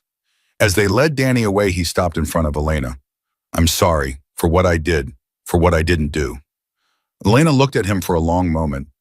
Linda deserved better. I know. But I hope you find peace, eventually. Danny nodded, tears in his eyes. Then he was gone. Walsh turned to Marcus. The location Danny gave us, Route 12, 2 miles north of the old mill. We're sending a team now. If Linda Carver is there, she's there, then by tonight Vincent Carver will be facing murder charges. Real ones. The kind that stick. What about his network, the judges, the politicians? The USB drive should help with that. Walsh's eyes hardened. But I'm going to be honest with you, Mr. Brennan. Some of these people are powerful. They've been protected for a long time. Some of them might walk. That's not justice. No, it's not. But it's reality. She sighed. What I can promise is this: Vincent Carver will never see freedom again. His immediate family will face charges, and his network will be exposed. The rest takes time. Marcus wanted to argue, wanted to demand more, but he'd been in this world long enough to know she was right. What about us, me and my brothers, Elena? You're witnesses, important ones, but you're also vigilantes who took the law into your own hands. Walsh raised an eyebrow. I could charge you, I won't. But I need you to understand, once this goes to trial, you'll be called to testify. You'll be cross-examined by lawyers who will try to destroy your credibility. It won't be pretty. I can handle ugly. I know you can. Walsh almost smiled. That's why I'm not worried about you. She turned to leave, stopped at the door. Mr. Brennan, what you did here, standing up when everyone else stayed silent, it matters. It matters more than you know. I just asked a question. Sometimes that's all it takes. She walked out. So the afternoon passed in a blur of interviews and statements. State police took testimony from everyone. Marcus told his story 5 times. Elena told hers 3. Betty Chain's ghost, Kate, everyone gave statements. By 4 p.m., the diner was finally empty. Marcus sat at the counter staring at a cup of coffee he didn't remember ordering. Elena sat beside him. Neither spoke for a long time. Finally, Elena broke the silence. It's really over, isn't it? The Carvers are done. Vincent will never touch you again. But, Marcus sighed, but some of his people will escape. Some of them will rebuild. And there are other Vincents out there. Other small towns being suffocated by men just like him. You can't save everyone. I know. But you saved me. Elena's voice cracked. And that matters. To me, it matters more than anything. Marcus turned to look at her, this woman who had been broken, who had been silent, who had found her voice and used it to bring down an empire. You saved yourself, he said quietly. I just asked a question. The right question. Elena wiped her eyes. At the right time, to the right person. She reached out, took his hand. What will you do now? Marcus thought about his daughter in Bend, about the road waiting for him, about the life he'd been running from for 30 years. I need to see Sarah, my daughter. Explain everything. Try to be the father I should have been. And then, I don't know. He met her eyes. But for the first time in my life, I'm not running towards something or away from something. I'm just here. Elena squeezed his hand. That's enough. That's more than enough. The sun was setting when Marcus's phone rang. Patricia Walsh. We found her. Marcus closed his eyes. Linda. Right where Danny said, under the oak tree. Walsh's voice was heavy. She's been there 5 years, but now she can finally rest. And Vincent? Charged with first-degree murder, along with everything else. His lawyers are already screaming, but it won't matter. The evidence is overwhelming. What about Danny? Protective custody. He'll testify at trial after that. Reduced charges, manslaughter probably. He'll serve time, but not life. He deserves worse. Maybe, but without him, Vincent walks. Walsh paused. Justice isn't always clean, Mr. Brennan. Sometimes it's messy and compromised and unsatisfying, but it's still justice. I know. Take care of yourself and take care of Elena. She's been through hell. I will. The line went dead. Elena was watching him. They found her. Yeah. Elena nodded slowly. Tears slipped down her cheeks. I never met Linda, but I feel like I knew her, like we were connected somehow. You survived what she didn't. That's not a comfort. No, it's not. Marcus stood up. But it means something. Her death, it is not just another secret anymore. The world knows. And because the world knows, maybe someone else will survive what she didn't, what you almost didn't. Elena looked at him. You really believe that? I have to. The door opened. Chains and Ghost walked in, followed by Kate. State police are clearing out. Chains reported. Media is starting to show up. This thing's going national. Kate nodded. I've got calls from every major outlet in the country. Everyone wants the story. Give it to them, Marcus said. All of it. Make sure they know what the Carvers did, what they got away with for 40 years. I will. Kate paused. This is going to change everything you know, not just for Cedar Falls, for every small town being strangled by men like Vincent. People are going to see this and realize they can fight back. That's the hope. Betty emerged from the kitchen, carrying plates of food nobody had asked for. You all need to eat. Can't save the world on an empty stomach. Despite everything, Marcus smiled. They ate together, the 6 of them. Unlikely allies brought together by violence and held together by something stronger. When the meal was finished, Chain stood up. Marcus, Ghost and I need to head back. Club business. But you know where to find us if you need anything. Marcus stood, embraced his brothers. Thank you for everything. That's what family's for. Chains clapped at him on the shoulder. Take care of yourself, Steel Jaw, and take care of her. He glanced at Elena. Marcus nodded. Chains and Ghost walked out. Moments later, the roar of their Harleys faded into the distance. Kate was next. I need to get to Helena. File the story before anyone else breaks it. She shook Marcus's hand. You're a good man, Marcus Brennan. Don't let anyone tell you different. I'm not good. I'm just tired of being bad. Kate smiled. Sometimes that's the same thing. She left. Betty yawned. I'm going to close up. You two, figure out what comes next. She disappeared into the back. Marcus and Elena stood alone in the empty diner. What does come next? Elena asked quietly. I told you, I need to see my daughter. I know, but after that, Marcus looked at her. This woman who had been a stranger 4 days ago, who had become something more in the crucible of shared danger. I don't know, he admitted, but I'd like to find out. Elena stepped closer. I'd like that too. She reached up, touched his face, the scars, the lines. The evidence of a hard life lived hard. You're not what I expected, she said softly. What did you expect? A monster? Like Vincent. Like all the men who wear leather and ride loud bikes. I've been a monster, done monstrous things, but not anymore. No, Marcus covered her hand with his. Not anymore. They stood like that for a long moment. Then Elena stepped back. Go see your daughter. Make things right.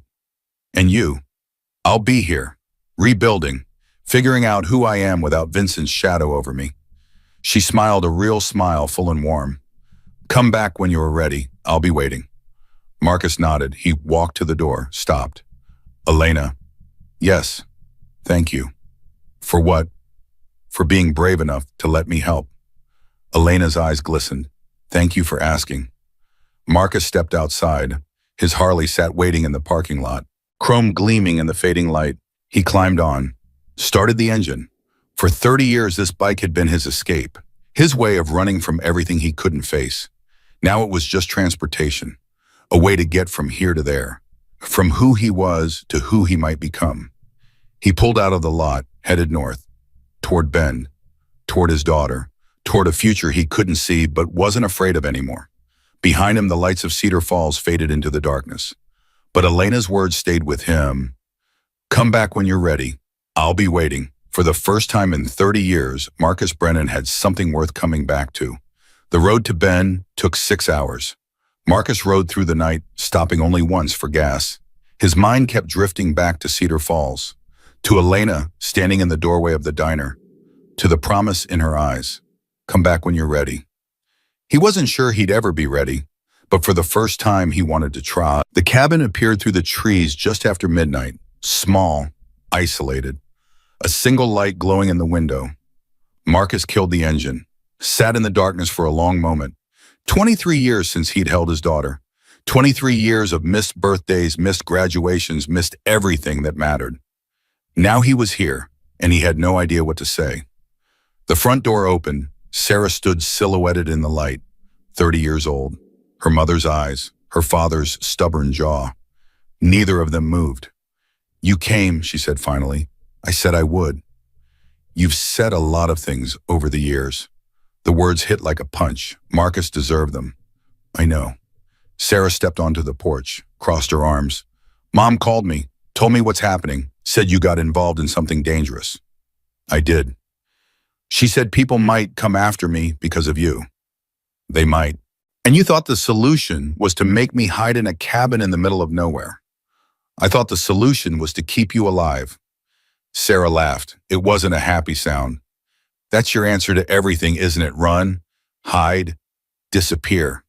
She shook her head. You've been doing it my whole life. Sarah, no, you don't get to Sarah me. Her voice cracked. Do you know what it was like growing up with a father who was more legend than man, hearing stories about Steel Jaw Brennan from kids at school whose parents were terrified of you? Marcus said nothing. I used to defend you. Used to tell people you weren't like that you were a good person underneath. Tears streamed down her face, and then you'd disappear again. For months, years, and I'd realize I didn't know you at all. You're right, Sarah blinked. What? You're right about all of it.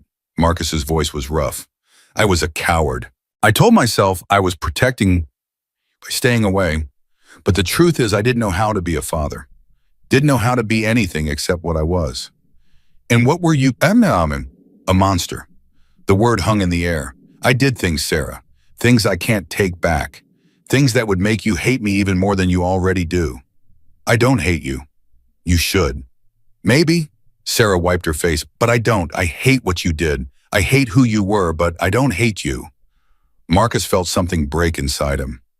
Something that had been frozen for 30 years. I'm sorry. The words were inadequate, pathetic. Nothing compared to the damage he'd caused, but they were all he had. Sarah stared at him for a long moment. Then she walked down the steps and wrapped her arms around him. Marcus froze. He couldn't remember the last time someone had hugged him.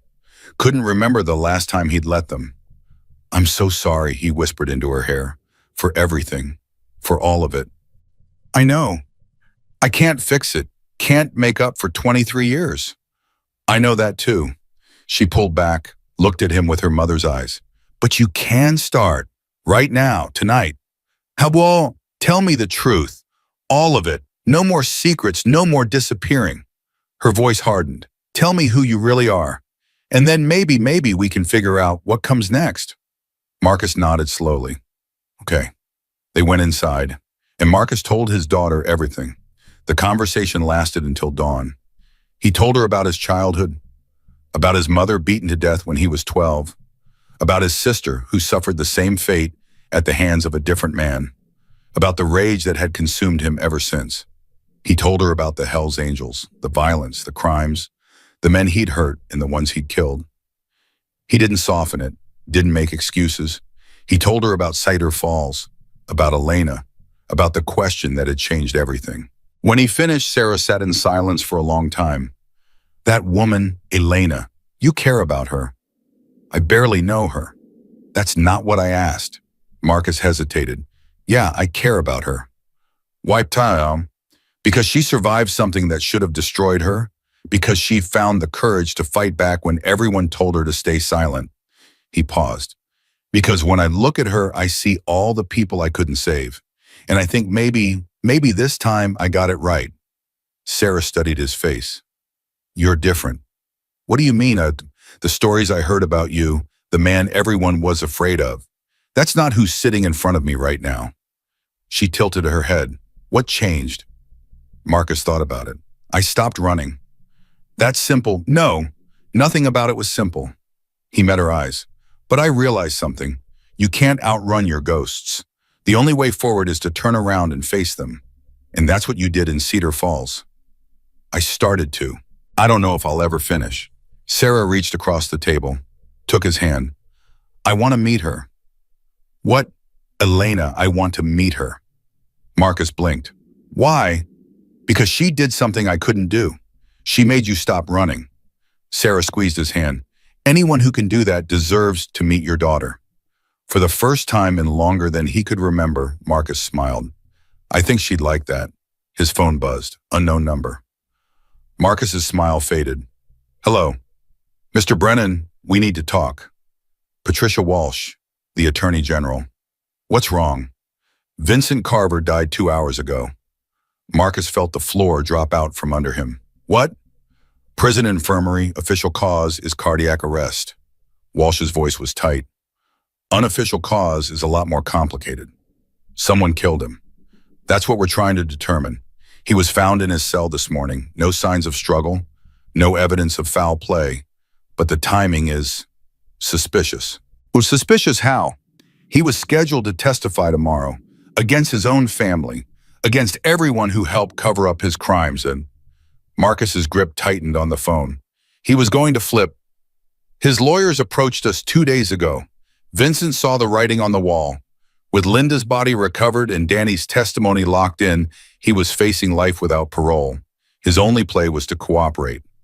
So someone silenced him. It looks that way, but without proof, there's nothing we can do. What about the case? Does this change anything? The case against Vincent is moot now. He's dead.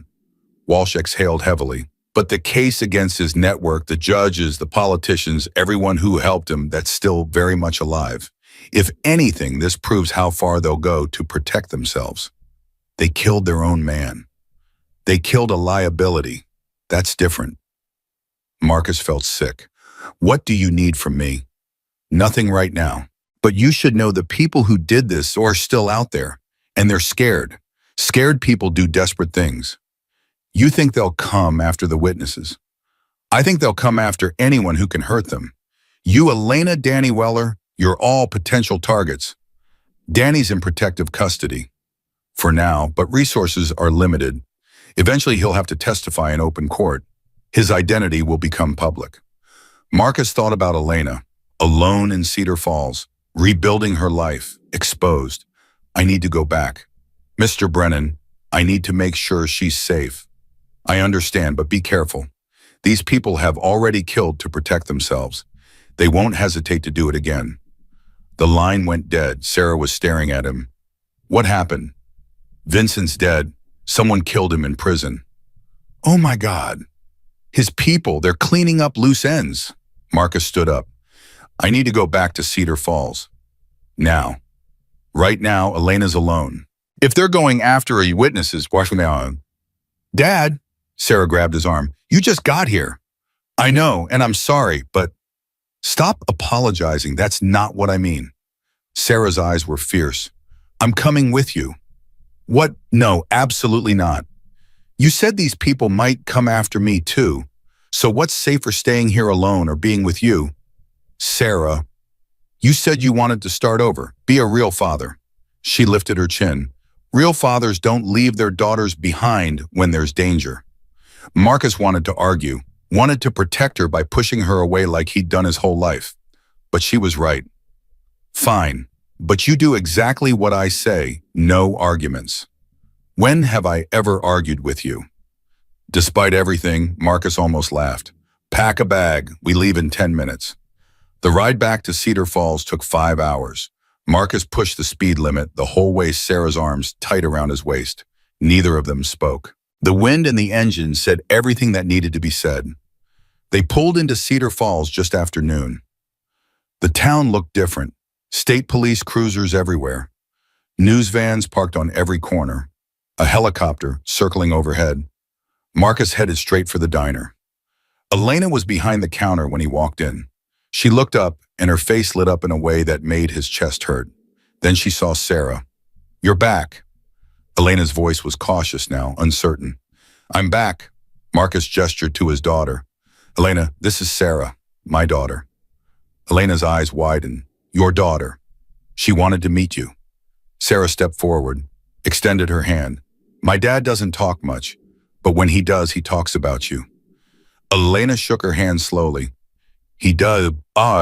You're the first person he's talked about in 20 years who wasn't dead or in prison." Sarah smiled. "I figured you must be pretty special." Elena looked at Marcus, back at Sarah. "I don't know about special, but I'm glad to meet you." Betty emerged from the kitchen looking older than she had a week ago. "Marcus, thank God you're back. What's wrong?" "You haven't heard." Betty's face was pale. "Someone tried to break into Elena's apartment last night." Marcus's blood went cold. "What?" "I was at Betty's," Elena said quickly. "I wasn't there, but someone kicked in the door, tore the place apart." "They were looking for something," Betty added, "or someone." Marcus turned to Elena. "Did you call the police?" "State police came, took pictures, said they'd investigate." Elena's voice was bitter. "Same thing they always say. This is connected to Vincent's death." "I know. They're coming after you." "I know that too." Marcus felt the old rage building in his chest, the same rage that had driven him for 30 years, the same rage he thought he'd left behind. "I'm not letting them hurt you." "Marcus, I'm not." He grabbed her shoulders. "I walked into this diner a week ago and asked you one question. That question changed everything for both of us. I'm not letting it end with you dead in some apartment." Elena's eyes filled with tears. "I'm tired, so tired. I thought it was over when they arrested Vincent. I thought I could finally rest." "You will rest, I promise. But first we need to find out who's coming after you and stop them." "How?" Raymond Cross. He knows everyone in the Carver network. If someone ordered a hit on Vincent and an attack on you, Cross knows who. Cross is in protective custody. Then we need to get him out." Sarah stepped forward. "Dad, think about this. You can't just..." "I can." Marcus looked at his daughter. "Stay here with Elena. Keep your eyes open. I'll be back." "Where are you going?" "To have a conversation." Raymond Cross was being held in a safe house 20 miles outside Cedar Falls. Marcus found it easily enough a nondescript farmhouse with 3 unmarked cars in the driveway and 2 state troopers standing guard at the door. He parked his bike at the end of the driveway and walked up. The troopers tensed. "Sir, this is a restricted area. You need to leave." "I need to talk to Raymond Cross." "That's not possible." "Tell him Marcus Brennan is here. Tell him someone tried to kill Elena last night. He'll want to talk to me." The troopers exchanged looks. "Wait here." One of them went inside. 3 minutes later, he came back. 5 minutes, no weapons. Marcus handed over his knife. They patted him down. Then they led him inside. Cross was sitting in a back room looking 10 years older than he had 3 days ago. He looked up when Marcus entered. "Brennan, I wondered when you'd show up. Someone broke into Elena's apartment last night." "I heard." "Someone killed Vincent in prison." "I heard that too." "Who's behind it?" Cross laughed. "It was a hollow sound. You want me to give you a name, a single person you can track down and destroy?" He shook his head. "It doesn't work that way." "Then how does it work?" "The Carver network isn't one person. It's a system, a web of favors and debts and shared secrets. Vincent was the center of it, but he wasn't the only one holding it together." "So who's giving orders now?"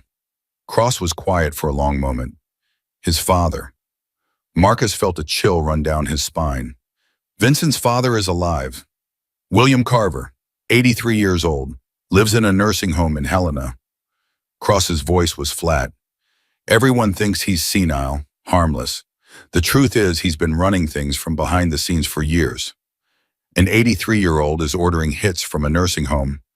William Carver built that empire from nothing. He's buried more bodies than anyone knows. And he's not going to let it collapse because his son was stupid enough to get caught." "How do I get to him?" "You don't." Cross leaned forward. "William has been untouchable for 60 years. He has people everywhere, cops, judges, politicians, Federal agents. The man who's supposed to be guarding me, he's probably reporting to William right now. Marcus stared at him. Then why are you still alive? Because I'm useful, for now.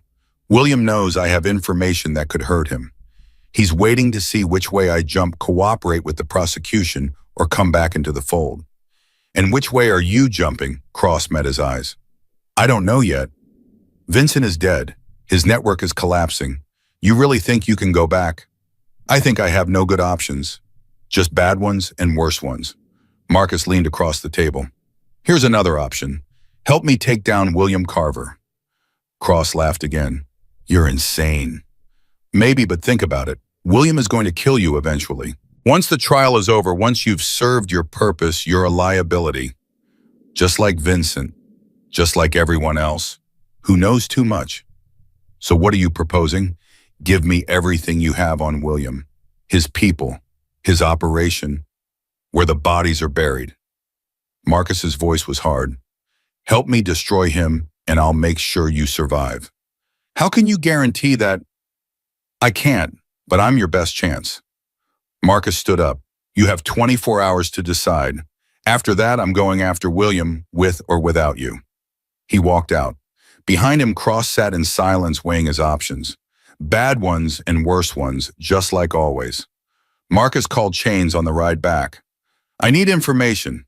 William Carver, 83 years old, Helena nursing home. Vincent's father, I thought he was out of the picture. He's been running things the whole time. He ordered the hit on Vincent. He's going after Elena. Silence. What do you need him? Everything. His routine, his visitors, how he communicates with the outside, who's protecting him. That's a lot to dig up. I know, but if we're going to end this, we need to cut off the head. You sure that's smart, taking on a man with 60 years of connections? I'm sure it's necessary. Chains exhaled. Ghost and I will make some calls. Give us 48 hours. I'll give you 24. Elena doesn't have time for 48. Understood. Stay safe, brother. The line went dead. Marcus pulled into Cedar Falls just as the sun was setting. He found Elena, Sarah, and Betty gathered in the diner's back room. Kate Sullivan was there too, laptop open, phone pressed to her ear. She hung up when Marcus walked in. Well, Cross confirmed it. William Carver is running the show. Has been for years. William, Elena's face went pale. I met him once at our wedding. He seemed so frail. It's an act. He's as dangerous as Vincent ever was, maybe more. So what do? We take him down. Kate shook her head. You can't just take down William Carver. The man has connections in every branch of government. Federal judges who owe him favors. Senators who take his money. Then we expose him, like we exposed Vincent. With what evidence? Vincent's recording was powerful, but it doesn't implicate William directly. Cross has evidence, files, records. Cross is a snake who's trying to save his own skin. You trust him? No, but I trust his survival instinct. Marcus's phone buzzed, text message from an unknown number. He opened it, a photograph, Sarah, Elena, Betty, standing outside the diner 2 hours ago. Below it, a message, we know where they are. We know where you are. Back off or everyone dies. Marcus's hand started shaking. Not from fear, from rage. Dad, Sarah's voice was worried. What is it? Marcus showed them the photo. Elena's hand flew to her mouth. Betty sat down heavily. Kate took the phone, studied the image. This was taken from across the street. They've been watching the whole time. They're trying to scare us, Marcus said. Trying to make us run. Is it working? He looked at his daughter, at Elena, at the women who had become his reason to stop running. No. So what do? Marcus took his phone back, typed a reply. You want to threaten my family? Come and try. I'll be waiting. He hit send. Now we wait. For what? For them to make a move. Marcus's voice was ice. And when they do, we end this. The response came faster than expected. 20 minutes later, 3 black SUVs pulled into the diner's parking lot. Marcus watched through the window. 8 men, same mercenaries from before, same dead eyes, but this time they weren't alone. A 9th figure emerged from the lead vehicle. Old, thin, white hair, Walker, William Carver. Marcus couldn't believe it. He came himself. Why would he? Kate started. Because he's arrogant. Elena's voice was hollow. He's been untouchable for 60 years. He doesn't believe anyone can hurt him. Then let's prove him wrong. Marcus walked toward the door. Dad, wait. Stay inside, all of you, no matter what happens. He pushed through the door and stepped into the parking lot. William Carver stood 10 feet away, flanked by his mercenaries. Up close, he looked even older than Marcus expected. Papery skin, roomy eyes, hands that trembled slightly on his walker. But those eyes were pure ice. Mr. Brennan, finally. William, you've caused me a great deal of trouble. Your son caused his own trouble. I just asked a question. William smiled. It didn't reach his eyes. Ah, yes, the famous question. Who did this to you? He shook his head. Such a simple thing. 4 words, and you destroyed everything my family built. Your family built an empire on corpses. It was already rotting from the inside. Perhaps. But it was my empire. Mine. William's voice hardened. And you took it from me. I didn't take anything. Your son's own words destroyed him. My son was weak, stupid. He talked too much and trusted the wrong people. William's eyes flickered to the diner. Like that woman, Elena. I warned Vincent about her, told him she was trouble. He didn't listen. Elena didn't destroy your family. Vincent did. It doesn't matter anymore. Vincent is dead. The past is past. William stepped closer, his walker clicking against the asphalt. What matters now is the future. My future. And you're standing in the way of it. So you came to kill me yourself. I came to offer you a choice. William's smile returned. Walk away. Take your daughter. Leave Cedar Falls tonight and never come back. Do that and I let you live. Let all of you live. And Elena? Elena belongs to me. She was Vincent's property. Now she's mine. Marcus felt the rage boiling in his chest. She's not property. She's a human being. She's a witness, a loose end. And loose ends get tied up. William shrugged. That's just how it works. Not this time. You think you can stop me? You're one man, a washed-up biker with a death wish. William gestured at his mercenaries. I have resources you can't imagine. You have 8 men. I've faced worse odds. 8 men, plus the county sheriff, plus 3 state legislators, plus 2 federal judges. William's voice dropped. I have an army, Mr. Brennan. What do you have? Marcus looked at the diner. Through the window he saw Elena, Sarah, Betty, Kate. He saw the women who had given him a reason to stop running. I have something worth fighting for. William laughed. How sentimental, how utterly. Sirens, distant at first, then closer. William's smile faded. What did you do? Marcus pulled out his phone, showed William the screen. I called some friends before you got here. The parking lot filled with vehicles, state police, FBI, unmarked sedans. Patricia Walsh stepped out of the lead car. William Carver, you're under arrest. William's face went white. You can't. I have rights. You have the right to remain silent. I suggest you use it. The mercenaries reached for their weapons. I wouldn't. Walsh's voice was ice. You're surrounded by 40 armed officers. Make a move, and it's the last thing you'll ever do. Slowly, one by one, the mercenaries raised their hands. Agents swarmed forward. Cuffed them, cuffed William. The old man stared at Marcus with pure hatred. This isn't over. Yeah, it is. Marcus stepped closer. You spent 60 years thinking you were untouchable, building an empire on fear and blood. But fear fades and blood always comes back. You can't prove anything. We don't have to. Your son already did. Marcus smiled. Remember that recording, the one where Vincent bragged about all the family secrets? Turns out he mentioned you. By name. Multiple times. William's face crumpled. That's not. It's admissible, every word. Walsh stepped forward. Vincent implicated you in the deaths of Linda Carver, Tommy Reed, and 6 other people. Combined with Raymond Cross's testimony and the evidence he's providing, You're looking at multiple life sentences. Cross, William spat. That traitor. Smart man, actually. He knows when to switch bees. Walsh nodded to her officers. Get him out of here. They dragged William toward a waiting cruiser. As he passed Marcus, the old man lunged forward. I'll destroy you. I'll destroy everything you love. This isn't... The car door slammed shut, cutting off his words. Marcus watched the cruiser pull away. It was over, actually over. Elena emerged from the diner, then Sarah, then Betty, then Kate. They stood in the parking lot watching the flashing lights disappear down the highway. Elena walked up to Marcus, took his hand. You did it. We did it. Is it really over? William's going to prison. His network is collapsing. The people who protected him are running scared. Marcus squeezed her hand. It's over. Elena let out a breath she'd been holding for 3 years. Then she started crying. Not from fear, not from pain, from relief. Sarah stood beside them, watching her father with new eyes. You really have changed. I'm trying to. No, you have. She touched his arm. The man I grew up hearing about, he would have killed William. He would have burned this whole town down to get revenge. Maybe. But you didn't. You did this the right way, the legal way. Marcus thought about it. I spent 30 years being a monster.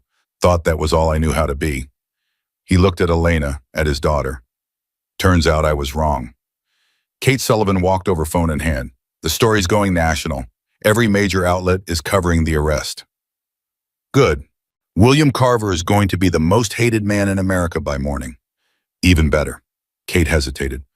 Marcus, what you did here, it matters. Not just for Elena, not just for Cedar Falls, for everyone who's ever been silenced by powerful people. I just asked a question. You did more than that. Kate smiled. You showed people that monsters can be defeated. That's worth more than any story I've ever written. She walked away to make more calls. Betty hugged Elena tight, then shuffled back inside, muttering something about coffee. Sarah lingered. Dad, yeah, I'm proud of you. 4 words, simple, quiet. They meant more than anything Marcus had heard in his entire life. Thank you, sweetheart. Come inside. You need to rest. In a minute, Sarah nodded. Went inside. Marcus and Elena stood alone in the parking lot. The night was quiet now, the chaos fading into memory. What happens now? Elena asked. I don't know. Where do you go from here? Marcus looked at her.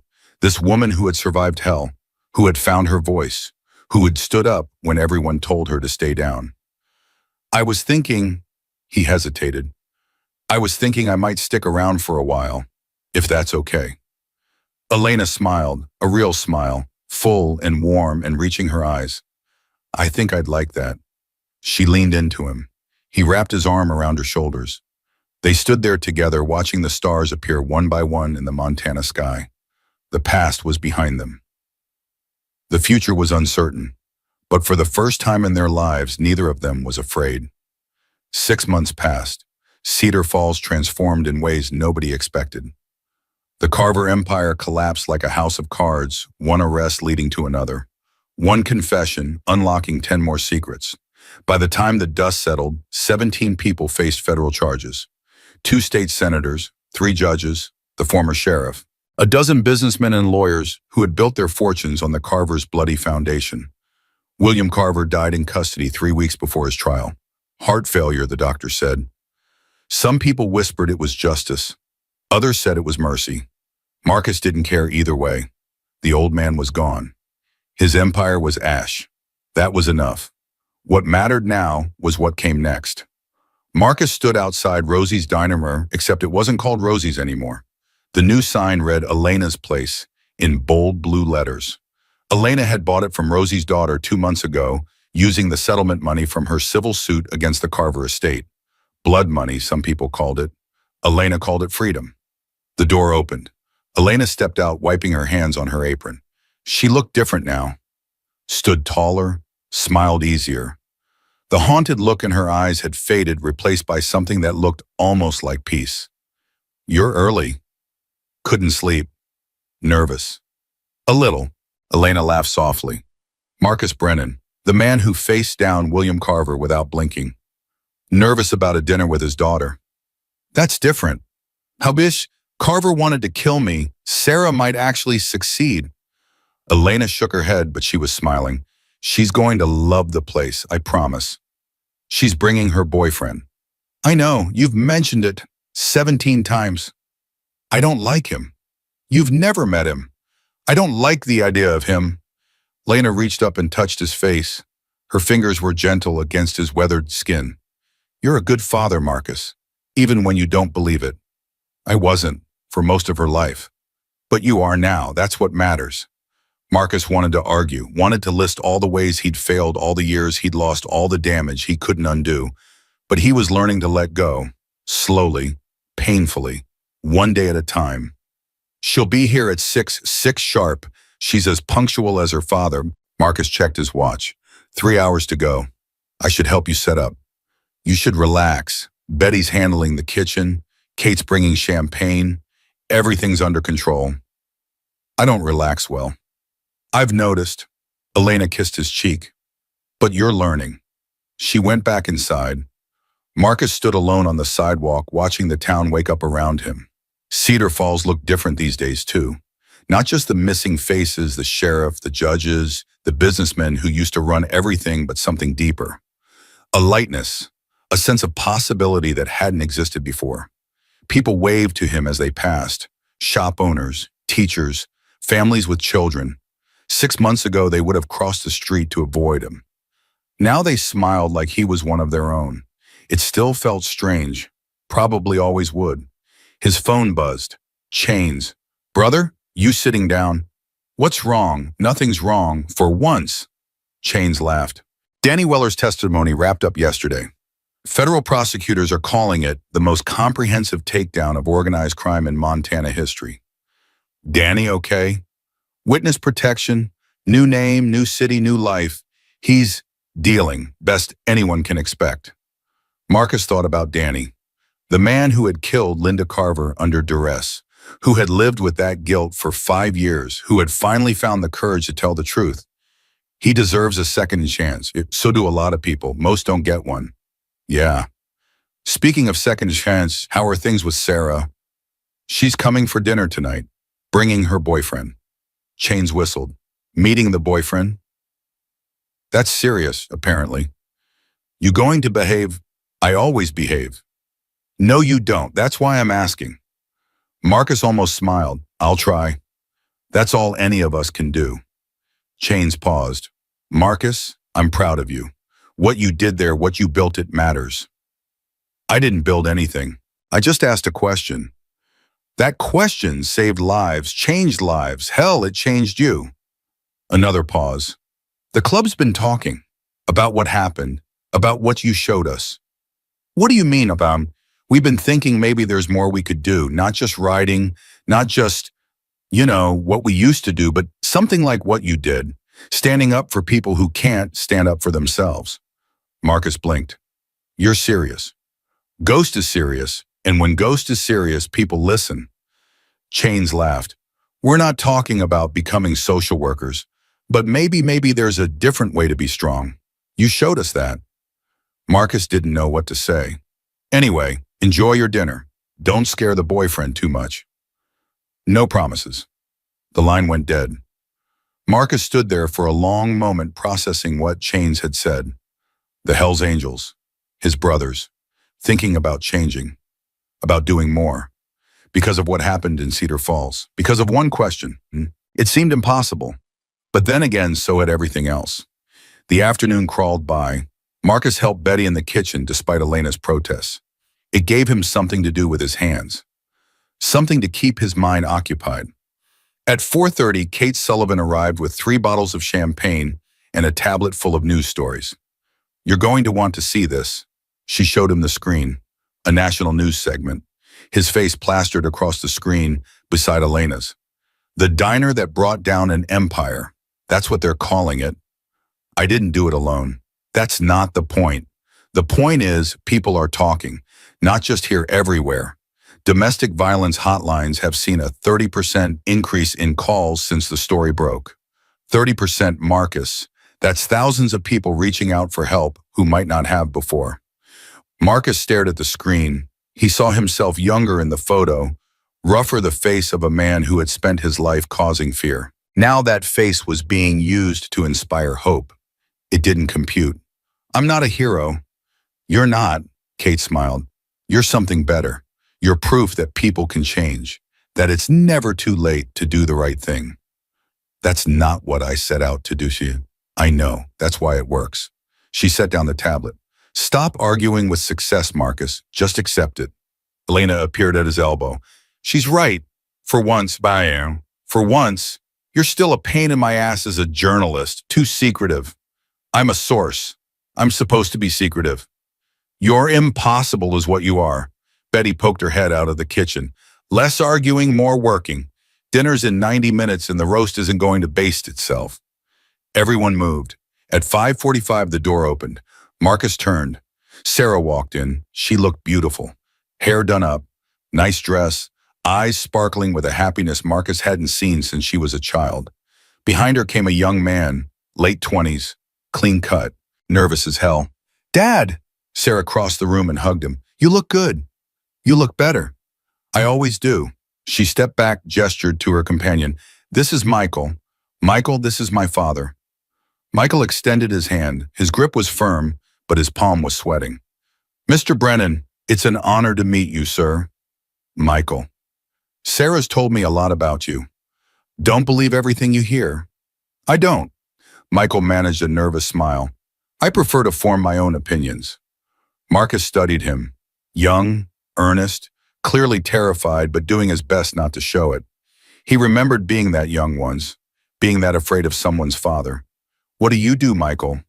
I'm a teacher, high school English, Portland Public Schools. Teacher salary, that's tough. Dad, Sarah started, it's okay. Michael held Marcus's gaze. It's not about the money, sir. It's about making a difference, helping kids who might not have anyone else in their corner. Marcus raised an eyebrow. Is that so? Yes, sir. I grew up in foster care, bounced around a lot. The only stable thing in my life was my English teacher, Mr. Rodriguez. He saw something in me nobody else did. I want to be that for someone else. Silence. Marcus looked at Sarah. She was watching him with a mixture of hope and fear. He looked back at Michael. Foster care, huh? Yes, sir. That's hard. It was.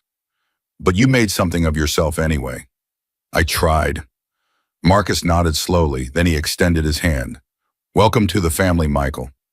Michael's face broke into a relieved grin. He shook Marcus's hand vigorously. Thank you, sir. I won't let you down. You better not. But Marcus was almost smiling. Now come on, Elena's been cooking all day and she'll kill me if we let it get cold. Dinner was chaos in the best possible way.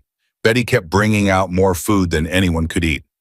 Kate kept the champagne flowing. Sarah and Michael told stories about their students, their apartment, their plans for the future.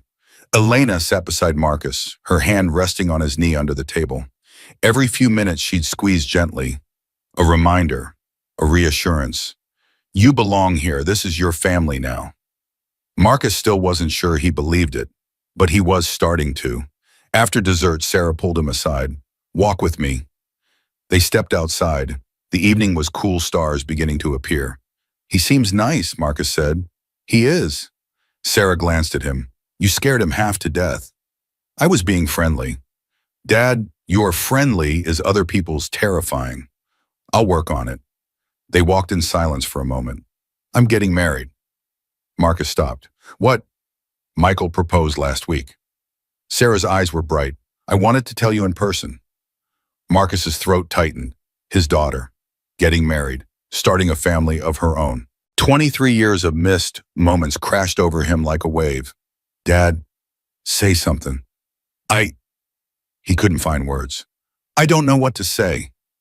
Congratulations usually works. Congratulations, his voice cracked. Sarah, I'm so happy for you. Really, really. Even though you've known Michael for 2 hours, he's a teacher. He grew up in foster care. He wants to help kids. Marcus swallowed hard. He sounds like everything I wasn't. Dad, no, let me finish. He turned to face her. I wasn't there for any of it. Your childhood, your graduation, your first heartbreak, I missed all of it. And I can't get that back, no matter how much I want to. I know. But I'm here now and I want to be part of whatever comes next, if you'll let me. Sarah's eyes filled with tears. You stupid old man. She threw her arms around him. Of course I'll let you. That's all I ever wanted. They held each other for a long time. When they finally pulled apart, Sarah wiped her face. Will you walk me down the aisle? Marcus couldn't speak, could barely breathe. He nodded. Is that a yes? Yes. The word came out broken. Yes, I'll walk you down the aisle. Sarah laughed through her tears. Good, because I already told everyone you would. When's the wedding? Next spring, April. We're thinking outdoor ceremony, small reception. Where? Here. Cedar Falls, if that's okay with Elena. Marcus blinked. Here. This is where you found yourself, Dad. Where you became the person I always wanted you to be. Sarah smiled. It seemed fitting. Marcus looked back at the diner. Through the window, he could see Elena laughing at something Betty said. Kate taking photos. Michael nervously checking his phone. His family. His new life. Built from the ashes of his old one. It's perfect, he said quietly. It's absolutely perfect. They walked back inside. The celebration continued until nearly midnight. When everyone finally left Sarah and Michael to their hotel, Kate to file another story, Betty to her apartment upstairs. Marcus and Elena stood alone in the empty diner. Hell of a night, Elena said. Hell of a night. Your daughter's wonderful. She gets it from her mother. And her father. Elena turned to face him. Give yourself some credit, Marcus. You raised a good person. I didn't raise her. Her mother did. Maybe, but she loves you anyway. Wants you at her wedding. Wants you in her life. Elena touched his face. That doesn't happen by accident. She sees something in you worth loving. What do you see? Elena smiled. A man who asked me one question and changed my entire life. Elena, shh. She pressed a finger to his lips. I'm not done. When you walked into this diner, I was ready to die. Not literally, not yet, but I had given up. On myself, on escaping, on ever being anything other than Vincent's victim.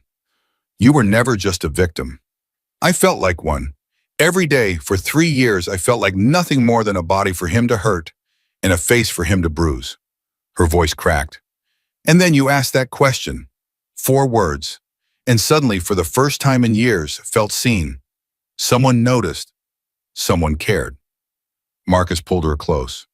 I should have done more. Should have.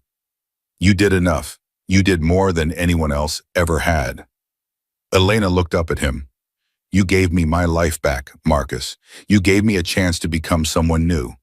How can I ever repay that? You don't have to repay anything. I know, but I want to. She hesitated.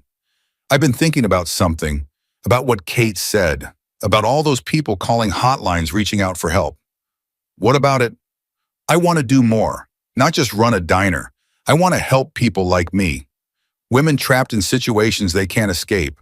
I want to give them what you gave me, hope, a way out. Marcus studied her, and the determination there. The fire. What did you have in mind? A foundation, a shelter, something that provides resources, support, a safe place for women fleeing abusive relationships. Elena's voice grew stronger. Kate has contacts. The settlement money could be seed funding. We could really make a difference. I can't do it alone. I needed someone who understands violence, who knows how dangerous these situations can be, who won't back down when things get hard. Marcus smiled slowly. Sounds like you need a partner. I need you. Elena met his eyes. Stay, Marcus. Not just for a while. Stay forever. Build this with me. Build a life with me. Marcus thought about his motorcycle, about the open road that had been his escape for 30 years, about all the running he'd done, all the places he'd gone trying to outpace his demons. He didn't feel like running anymore. Okay, Elena blinked. Okay, I'll stay, forever if you'll have me. Marcus, I'm tired of running, tired of looking for something I couldn't name. He cupped her face in his hands. I think I found it. Here, with you. Elena's eyes filled with tears. I love you, she whispered. I know it's fast. I know we've only known each other. I love you too. The words surprised him. He hadn't said them to anyone except Sarah in 30 years. But they felt right, true, like something that had been building since the moment he walked through that door. Elena kissed him. It was soft, gentle, full of promise. When they pulled apart, both of them were crying. So, Elena said, laughing through her tears, partners?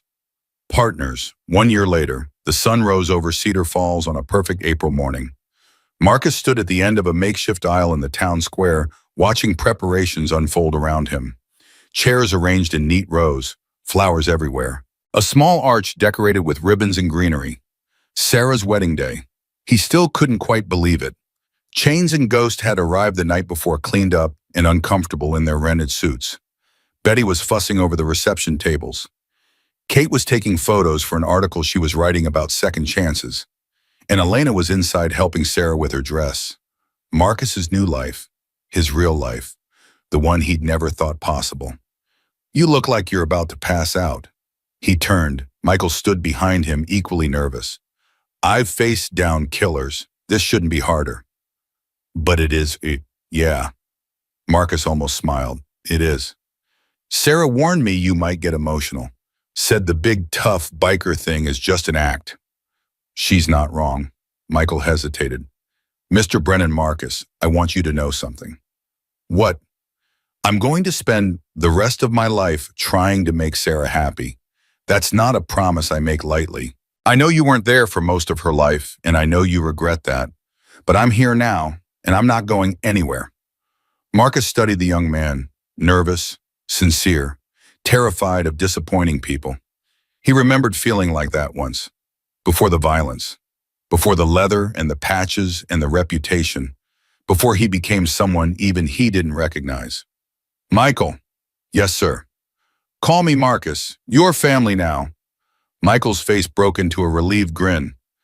Thank you. That means, and if you ever hurt her, I'll find you. I know. Good. Now go take your place. The ceremony's starting soon. Michael practically sprinted to the arch. Marcus watched him go, shaking his head. Good kid. Strange how the world worked. Marcus, Elena's voice. He turned, and his breath caught. Elena walked toward him, but he barely noticed her, because behind her, emerging from the town hall, was Sarah, his daughter, in her wedding dress, radiant. Marcus felt his eyes burn. Dad? Sarah stopped in front of him. You okay? He couldn't speak. You're beautiful. Don't make me cry. I just got my makeup done. I'm serious. You're the most beautiful thing I've ever seen. Sarah's composure cracked. Tears spilled down her cheeks. So much for makeup. Elena handed her a tissue. I told you he'd make you cry. He always does. The music started, a simple melody, guitar and violin. Sarah took Marcus's arm. Ready. Marcus looked at his daughter, at the woman she'd become despite his absence, at the life she'd built without him, and at the future they would share from this moment forward. Ready. They walked down the aisle together. Every step felt like redemption. The ceremony was short, simple, beautiful. Michael cried when he saw Sarah. Sarah cried when she said her vows. Even Chains wiped his eyes, though he'd deny it later. When the officiant pronounced them husband and wife, the crowd erupted in cheers. Marcus stood in the front row, Elena's hand in his, watching his daughter kiss her husband. He thought about the man he used to be, the violence, the anger, the years of running from everything that mattered. He thought about his mother, his sister, all the people he couldn't save, and he thought about Elena, about the question that had changed everything. Who did this to you? 4 words. Simple, direct, the most important words he'd ever spoken. The reception lasted until sunset. Marcus gave a toast that made everyone cry. Sarah danced with Michael, then with Marcus, then with Michael again. Betty got drunk on champagne and told embarrassing stories about everyone. Kate documented everything for posterity. When the last guests finally left, Marcus and Elena sat alone on the town square steps watching the stars come out. Hell of a year, Elena said. Hell of a year. Any regrets? Marcus thought about it.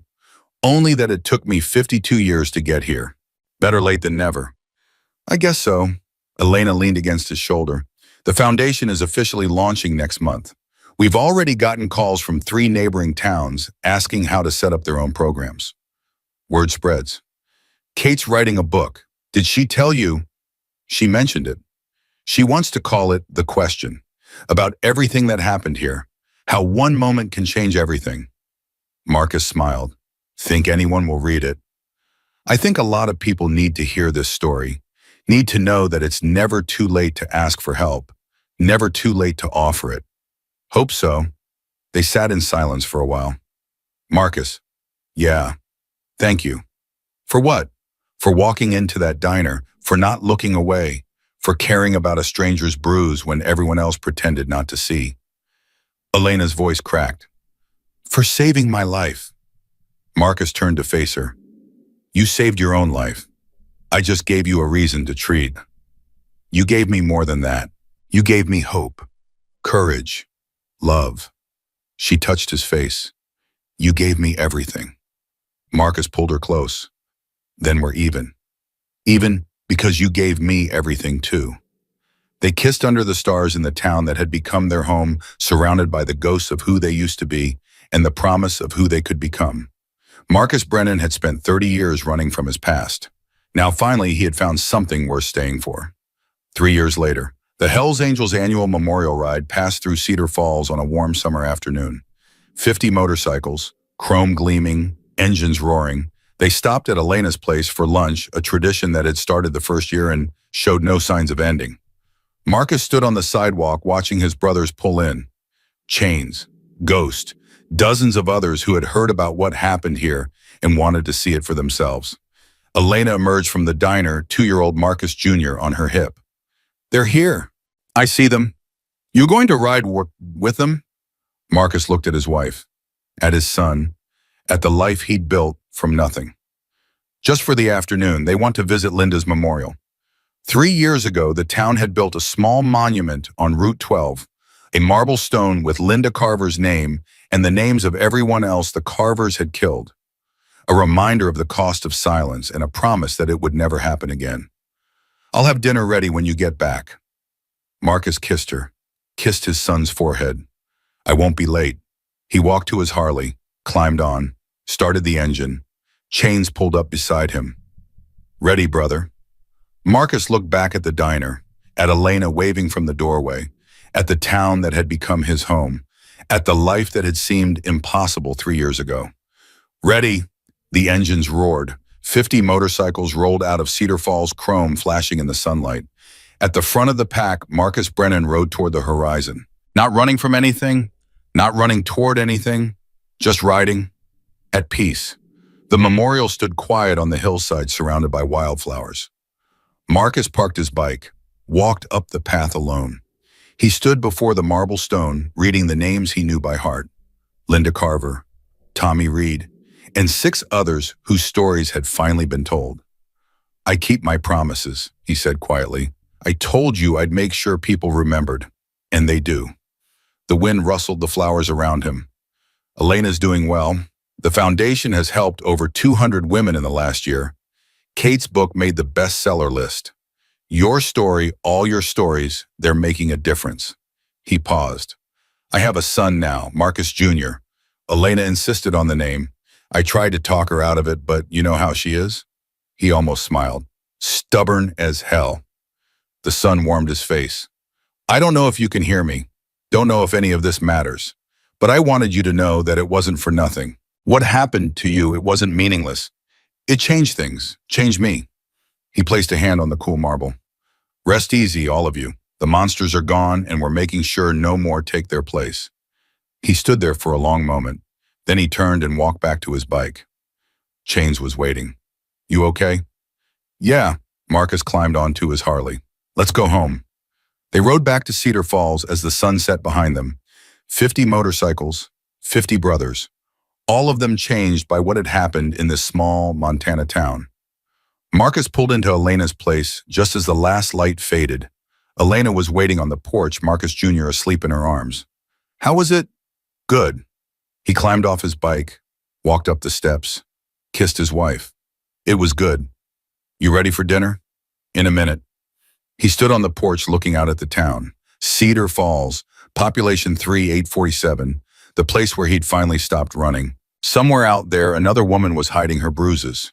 Another victim was praying for help. Another monster was getting away with murder. But here in this town, things were different, because one person had asked one question, and everything had changed.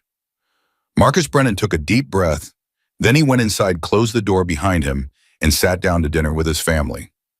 The past was behind him, the future was uncertain. But for the first time in his life, Marcus wasn't afraid, because he had learned the most important lesson of all. Sometimes the strongest thing you can do is stop running. Sometimes the bravest thing you can do is ask a simple question. And sometimes, just sometimes, 4 words can change the world. Who did this to you? The question that started everything. The question that saved them all.